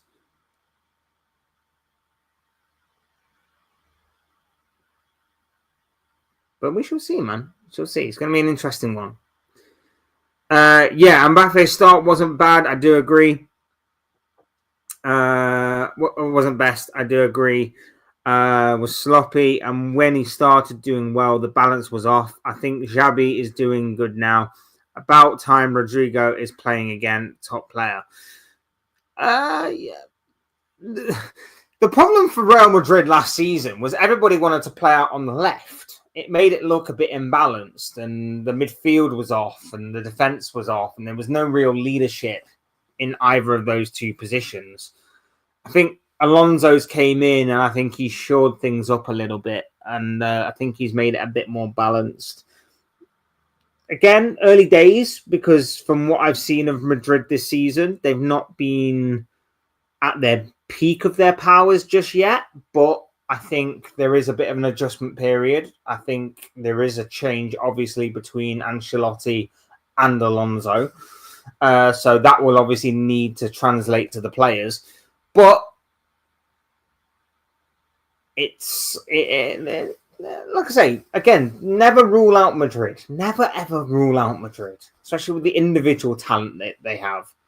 The individual talent that they have is the talent that gets them through games where you don't see it happening. Like the games against Manchester City, for example, in which they basically scored 2 extremely late goals through the player you mentioned, Rodrigo. That individual talent is what gets them through those tough moments. That is something that not many teams have, and and you can't teach. It's just something you have ingrained in you, ingrained in the club's DNA, ingrained in the club's history. That is peak. I believe Wirtz will come good. He's top quality talent. Early days, he needs to get used to it. Team and the league, etc. Exactly that, bro. Which is why I say to any rivals that are bantering him right now and bantering Liverpool, enjoy it while it lasts. You can have your banter. You can have it. Throw it at him. Throw it at the club. Talk about how this is what you get for paying 100-odd million or whatever it is.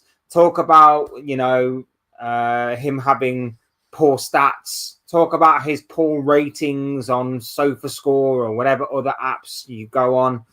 Talk about that. Go for it. Enjoy it while it lasts, because I would be very, very surprised if it continued to go down that downward spiral for much longer.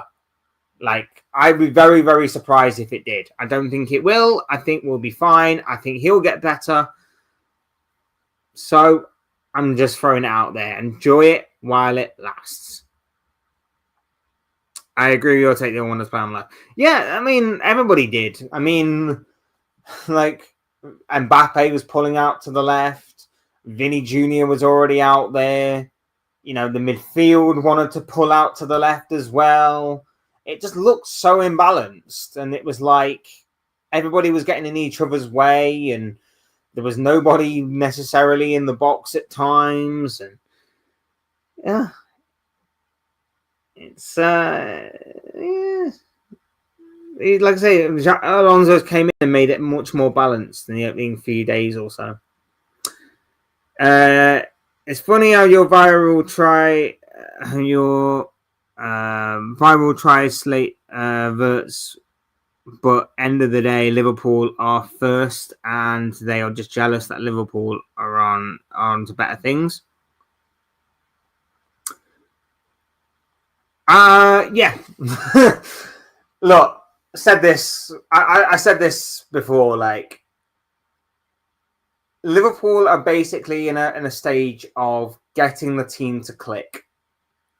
Getting the team to gel. We've had a lot of change. We took out a few players. We put in a few players.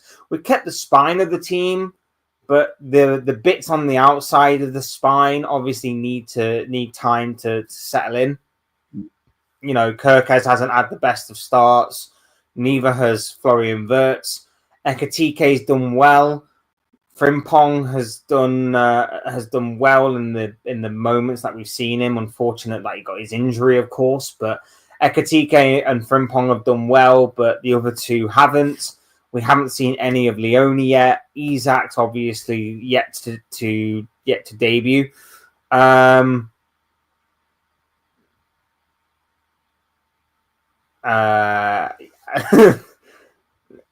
Not viral, I meant rivals. Yeah, I read it and I was like, viral, and I was like, oh, I know what you kind of mean. I just say it because I see it. Just haters because they're not winners. Yeah, I mean, let's say there's a lot of time that this team is going to have to develop, and now that we're getting 2 games a week as well, I think the best. You can obviously do things in training. You can do things outside of training as well to build up that team chemistry and camaraderie and cohesion. But I think the best way, or a better way, should I say, of building team cohesion is to actually play on the pitch together. It's to actually learn more on the pitch together than on the training ground or by just going out with your mates and building up that chemistry there. So I think 2 games a week is going to be very, very beneficial to Liverpool. I really think it is going to be beneficial to Liverpool more so than anybody else, because I think teams learn better through playing on the pitch than they do anywhere else. And here's the thing as well. If Liverpool can get 12 points out of 12 games, 12 points out of 4 games, 12 points from a possible 12, 4 wins from 4 games by playing poorly. Imagine what will happen when everything starts to click and we actually play well. Champions win by winning games when they're not playing well. You can't go through an entire season of playing your best football every single game and winning every game. Sometimes you have to take a hammering in a performance, but still somehow manage to be clinical enough to get the 3 points or get through games. Last season, especially, when we weren't at our best, we still managed to come away from some tough games with, at the very least, a point. We weren't great at St. James's Park, and you'll obviously remember that, but we still managed to come away with a point, and not many teams can go there and get a point or even 3 points against Newcastle because they're just so tough to beat. The midfield battle is intense. The attack, when you had Isak, for example, was intense. The defense is solid. The goalkeeper, solid. You'll know that. As much as I was frustrated by the point against Everton away from home, still a good point when we weren't playing exactly at our best.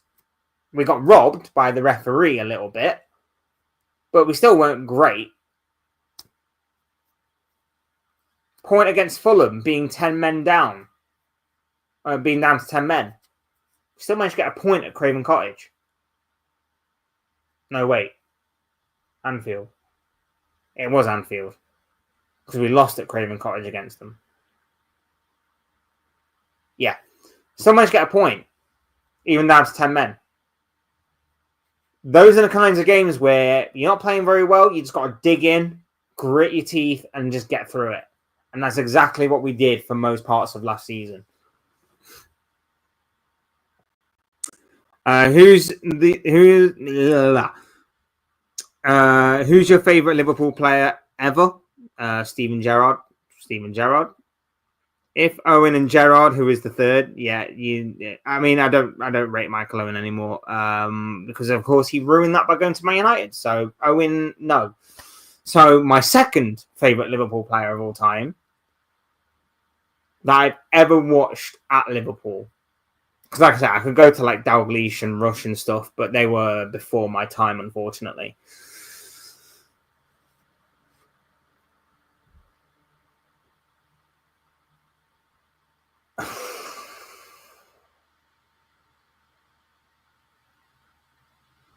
Oh no, there's so many. My second favourite Liverpool player.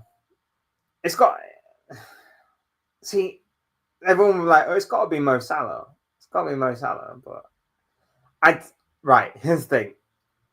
I'd say Mo Salah is the best that I've seen.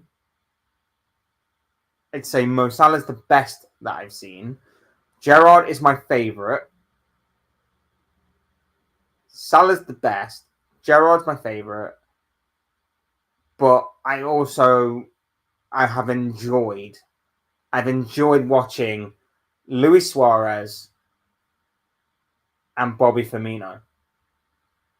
I've enjoyed watching Bobby Firmino and Luis Suarez. Like, I love both of them. Absolutely loved and adored both of them. Liverpool always get the win last minute. Only true teams do that. I wouldn't be surprised if we did it again. You know why I wouldn't be surprised if we did it again this weekend? Because there's always late drama in Merseyside derbies. There's always late drama in Merseyside derbies. Divock Origi, Sadio Mane. Was it Daniel Sturridge? I want to say Daniel Sturridge, but I could be wrong. Could be wrong on that. But there's always late drama in Merseyside derbies. So that's one of the reasons why I can't wait for this weekend. I just hope that late drama is good late drama and not late drama in the form of Everton scoring a winner or an equaliser. I still have nightmares from Phil Jagielka. If you know, you know. Phil Jagielka. Ugh. Yeah, I remember Liverpool versus Newcastle, but we done decent with 10 men also, bro. Was that last? We had 10 men last. You weren't down to 10 men last year. If you're talking about this year, then yes, you were very, very good. Like I say, once you got the belief back into that side, when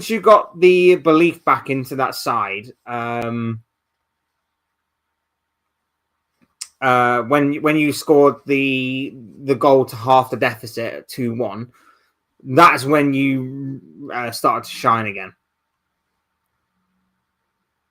Gordon let us down as usual. Still good player though, but makes poor decisions. I think he overtries and does poor challenges. What I said about that in the review that I did was that when he made that challenge, that was at a time where you were 1-0 down. Now, before that, the crowd was up. Newcastle were playing on a very good level. They were feeding off the energy of the crowd. And then Liverpool hit you with a sucker punch. Liverpool scored. They took that energy out of the crowd. And I think that Gordon basically went, I'm going to put a crunching challenge on Van Dijk here, get the crowd back into the game, make us feed off that energy again. And he got it all wrong. I think the idea was to bring the crowd back into the game, raise the atmosphere, raise the volume level. But he got it all wrong and ended up costing the team in the end. That's what I think happened with Gordon. Who's your top 5 Liverpool players, 1 to 5 in order? Top 5 is in favourite or top 5 is in best? Let me know. Just put either best or favourite. I like Firmino. What about Mane? Mane was class. Mane was absolutely class. From the right, from the left, didn't matter. He was absolutely class. Imagine you get your last minute winner against Atletico Madrid. Jesus Christ. Rival fans would lose their... You know what? I would take 30... I would take every single game we play now, last minute winner. Just to really, really annoy and piss off rival fans. Great. Newcastle versus Poole this season. So I understand, mate. I understand. Like I say, it was a quality game, and it was just unfortunate for you in the end. Like I say, you deserved something from that game with the way that you battled back. We should not have lost our 2-goal lead in the way that we did. Poor mistakes. I didn't say last year. That's my bad if I misread it. I do apologize, bro. I do apologize. I agree on your Gordon take to get the crowd going. 1 to 5 favorite. Okay. Gerrard, Salah, Firmino, Suarez,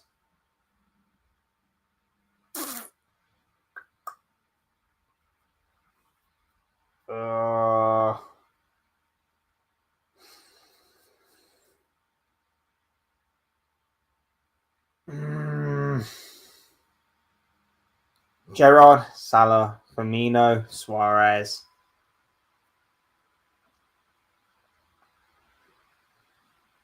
And then the 5th one.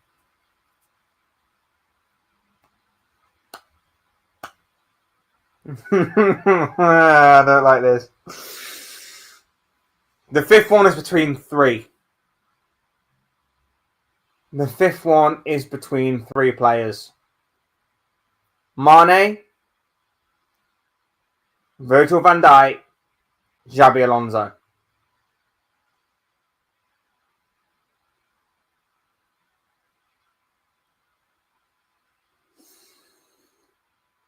Van Dijk, Alonso, Mane. I don't know.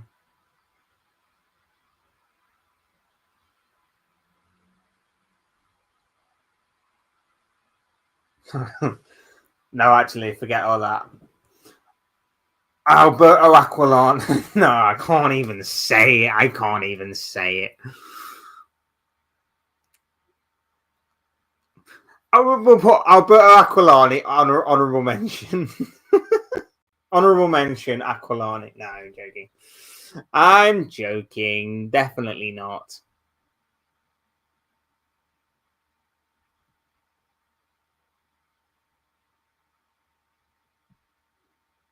A lot of players I like, though. Them, like I say, they're my favourites. Honorable mentions, Luis Garcia. I enjoyed watching him play. Daniel Sturridge. I would love to have seen a Liverpool career for Daniel Sturridge in which injuries did not stop him. I would love to have seen that happen because Daniel Sturridge was one hell of an ice cold finisher. I would love to have seen injuries just not stop Daniel Sturridge. I would really love that.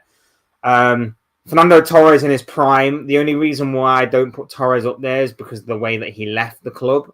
Not happy about that. And where he obviously went to. Not happy about him going to Chelsea. If he'd gone to Spain or something, I could understand. But he went to Chelsea, which was just stupid. So Fernando Torres in his prime. Sami Hyypiä was good. Liked him. Very good defender. John Onorisa, that rocket of a left foot of his.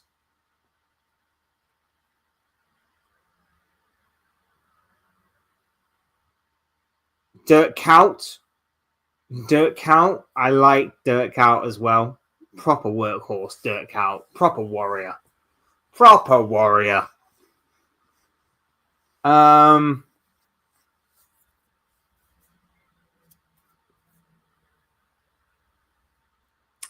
Javier Mascherano.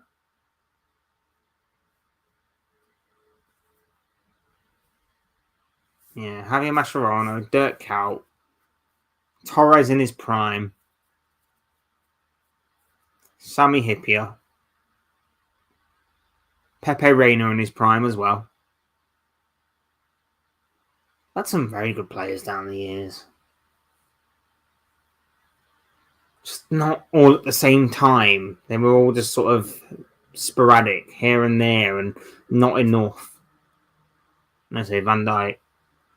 And I guess one of my current favourites who's working his way up the list.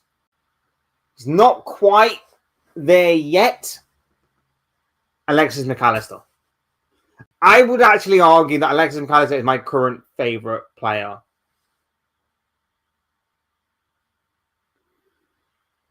And I'd actually probably argue that he's currently my favourite player. But Salah has a lot more credit in the tank.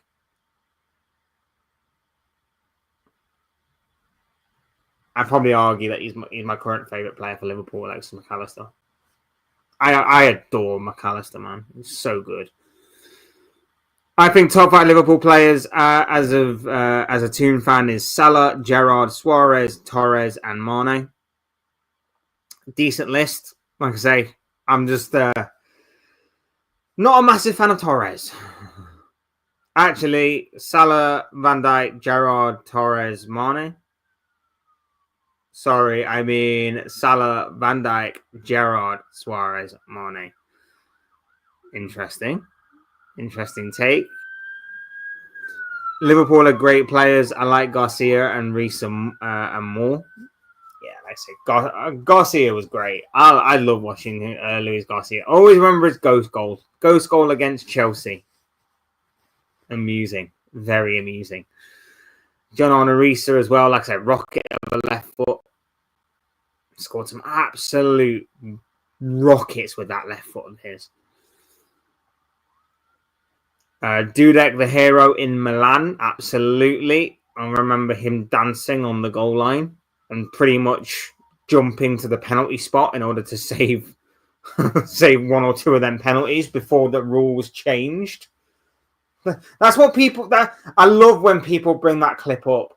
People online and on social media bring the clip up of Dudek making the saves in the Champions League final and going, "Oh, Liverpool cheated. How could Dudek do this?" And it was like, well, it wasn't really a rule back then. It wasn't really a rule. And then, of course, after Dudek exploited that rule, that's when they made it a rule that goalkeepers have to stay on the goal line. And obviously, as time has progressed, people have sort of forgot that rule was implemented after that Champions League final. So the narrative has now become, oh, Liverpool cheated, Liverpool did this, Liverpool did that. And it's just weird. It's just weird. But Dudek was incredible. And it wasn't just for his penalty saves as well, but the double save that he made in extra time from Shevchenko, that was insane. That was insane. So big up Jersey Dudek. Big up to you. You absolute legend. It's weird he actually went on to play for Real Madrid after that as well. Don't know how many appearances he made for Real Madrid, but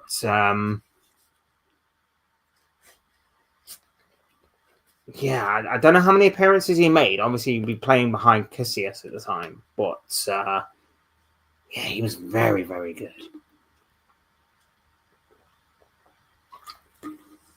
Very good in that final.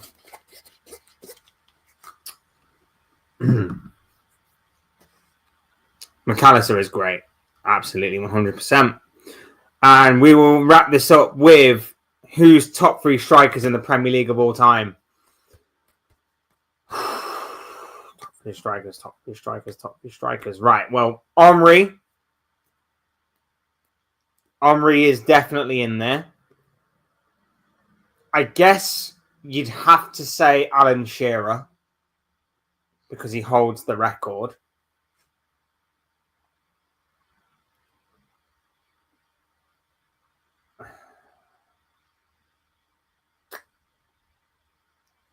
And Aguero?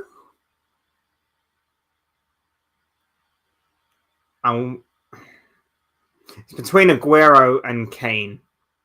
I'd probably go Aguero simply for the reason that he was involved in a lot more big moments and has arguably the most iconic moment in Premier League history.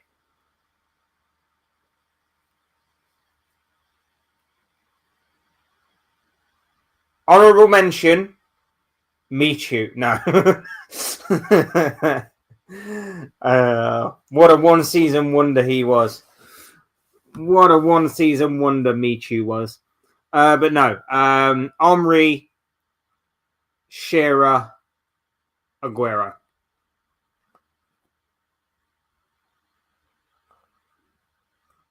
Henry, Shearer, Aguero.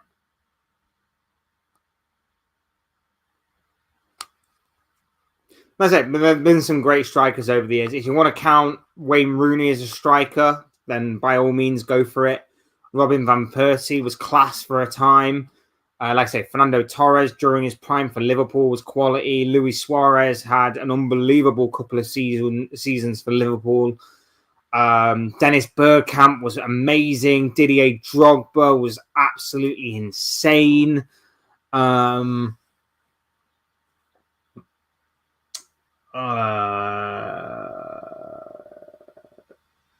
There's so many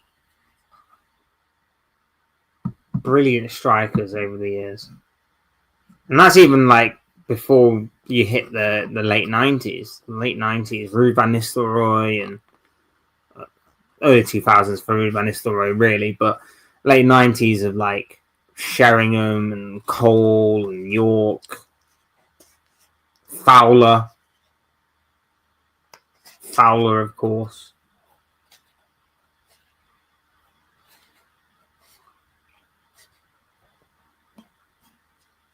Top quality strikers, man.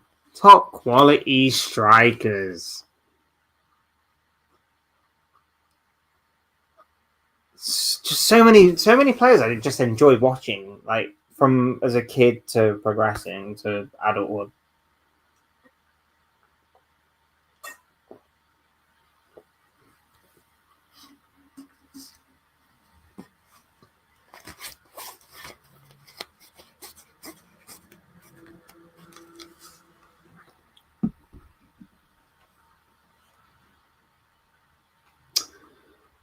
Yeah, dude. All saves were insane. Best goalkeeper moment I witnessed live. Yeah, he was just a man possessed in that game. Man possessed. Henry, Shearer, Aguero, top quality. Drogba was insane, and Suarez I enjoyed watching. Drogba and Suarez more. Like I say, them two, Dennis Bergkamp, Wayne Rooney, Van Persie, Torres in his prime. Just yeah, so many, man. Sheringham, Fowler, Cole, York.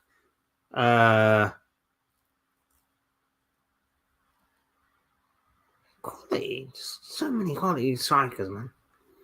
Rooney and Van Persie were great. There's a lot I didn't enjoy watching. Aguero, there's a lot I didn't enjoy watching Aguero that much. Just that special moment he had. Aguero was great. Aguero scored all types of goals for City. That's what I actually enjoyed about him. He scored so many important goals, and it's just a shame that towards the end of his City career, that injuries started to become a bit more frequent for him. It's just a shame because he could have gone on to score a lot more goals. The only thing that I think goes against Aguero is that he scored so many goals, but I don't think any of them are really memorable. I don't think any of the goals, other than the obvious one, of course. I'm not talking about the obvious one. I don't think any of his goals are that memorable, but he scored so many. So I think that's the one thing that goes against him. But at the same time, he scored a lot and he was involved in some big moments for City and obviously won them so many big games that saw them go on to obviously get so much success. But that's the one thing I say will go against Aguero is the fact that, or maybe it's because that goal is so memorable and so iconic that it makes all of his other goals obsolete and sort of what's the word we don't remember them? Non-memorable. I think that's the word. I'm gonna make it up if it is not that memorable. We'll go with that. Maybe it's that. Maybe it's the fact that his winning goal against QPR is that memorable that all of his other goals you kind of go, oh, I don't remember that. Whereas if he may have not scored that goal, maybe you look at it and go, oh, yeah, I remember that goal he scored against Liverpool, or I remember that goal he scored against Arsenal. I remember the hat trick he got against this team or that team or whoever. Maybe that's the case with Aguero. I'm not sure.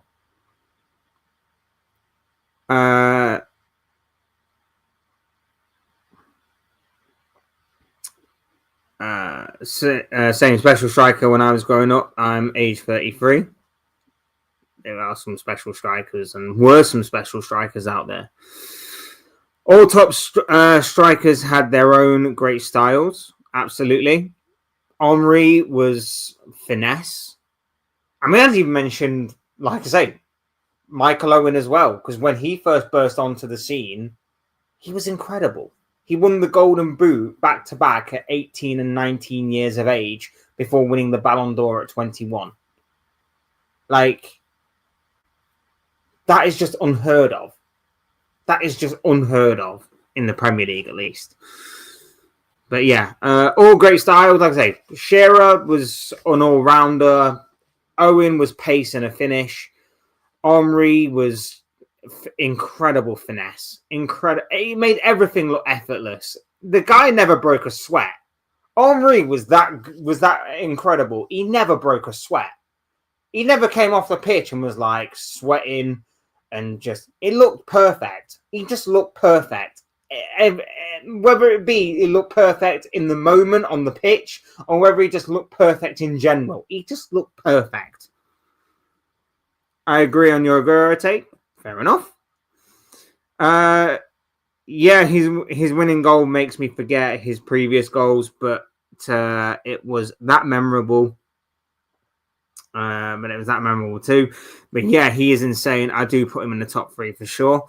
I think you have to. Like I say, you can look at the likes of Drogba, you can look at the likes of Suarez, Torres, Van Persie, Rooney. For me, Aguero's up there because it wasn't just that moment. Like I say, it was for the majority of the 2010s. I would say from when he arrived, which was 2011. 2011. I think when he arrived at 2011, right the way through 2012, 2013, 14, 15, I think 16, before it started to tail off a little bit with injuries and things like that. Like 17, 18, the guy was awesome. The guy was unbelievable. And that's where we're going to wrap it up, guys. That is where we're going to wrap it up. Thank you to each and every single one of you for being here today. Make sure to hit the like button on the way if you haven't already and subscribe if you are new. Both things will always and forever be greatly appreciated. As well as, of course, much appreciation to your love and support to the channel. Cannot thank you guys enough. You guys are absolutely awesome. Make sure to hit the comment section as well. Use and abuse that section, people. Talk to me about any of the talking points that we talked about today or any other future talking points that you want for future videos and live streams. That will all make for great and interesting reading, I'm sure. Maybe we can take them forward into a future video or live stream as well. So please do get involved down below.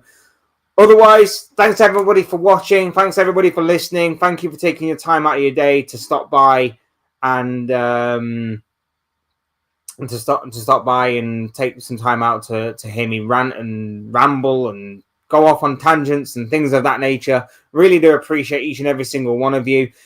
Big up to everybody that was in the chat as well. Reluctant Gamer says, great life. Thank you very much, my bro. Really do appreciate it. And see you tomorrow. I might not be live tomorrow, depending on if anything does break or not. But I will do a review on the Liverpool game, and I will also have my Premier League predictions video tomorrow as well. So might actually go live for the prediction, not for the Liverpool game, for the Liverpool review. Might go live for the review. Not 100% sure yet, but either way, there will be videos out tomorrow. So yeah, we'll see. If Isak scores, you'll be back. Oh, I'll be back indeed. I'll be back indeed. Appreciate that. We shall see. We shall see. Might go live, might just be in video form. Either way, there'll be something on the channel tomorrow. There'll be something new. So do please stick around for that. I've been Fletch. This has been another Fletch Talks video, and I will soon speak to you all again soon in another video or live stream or whatever it may be. Cheers, guys. Thanks for watching. Take care. Enjoy the rest of your day. Speak to you all again very, very soon.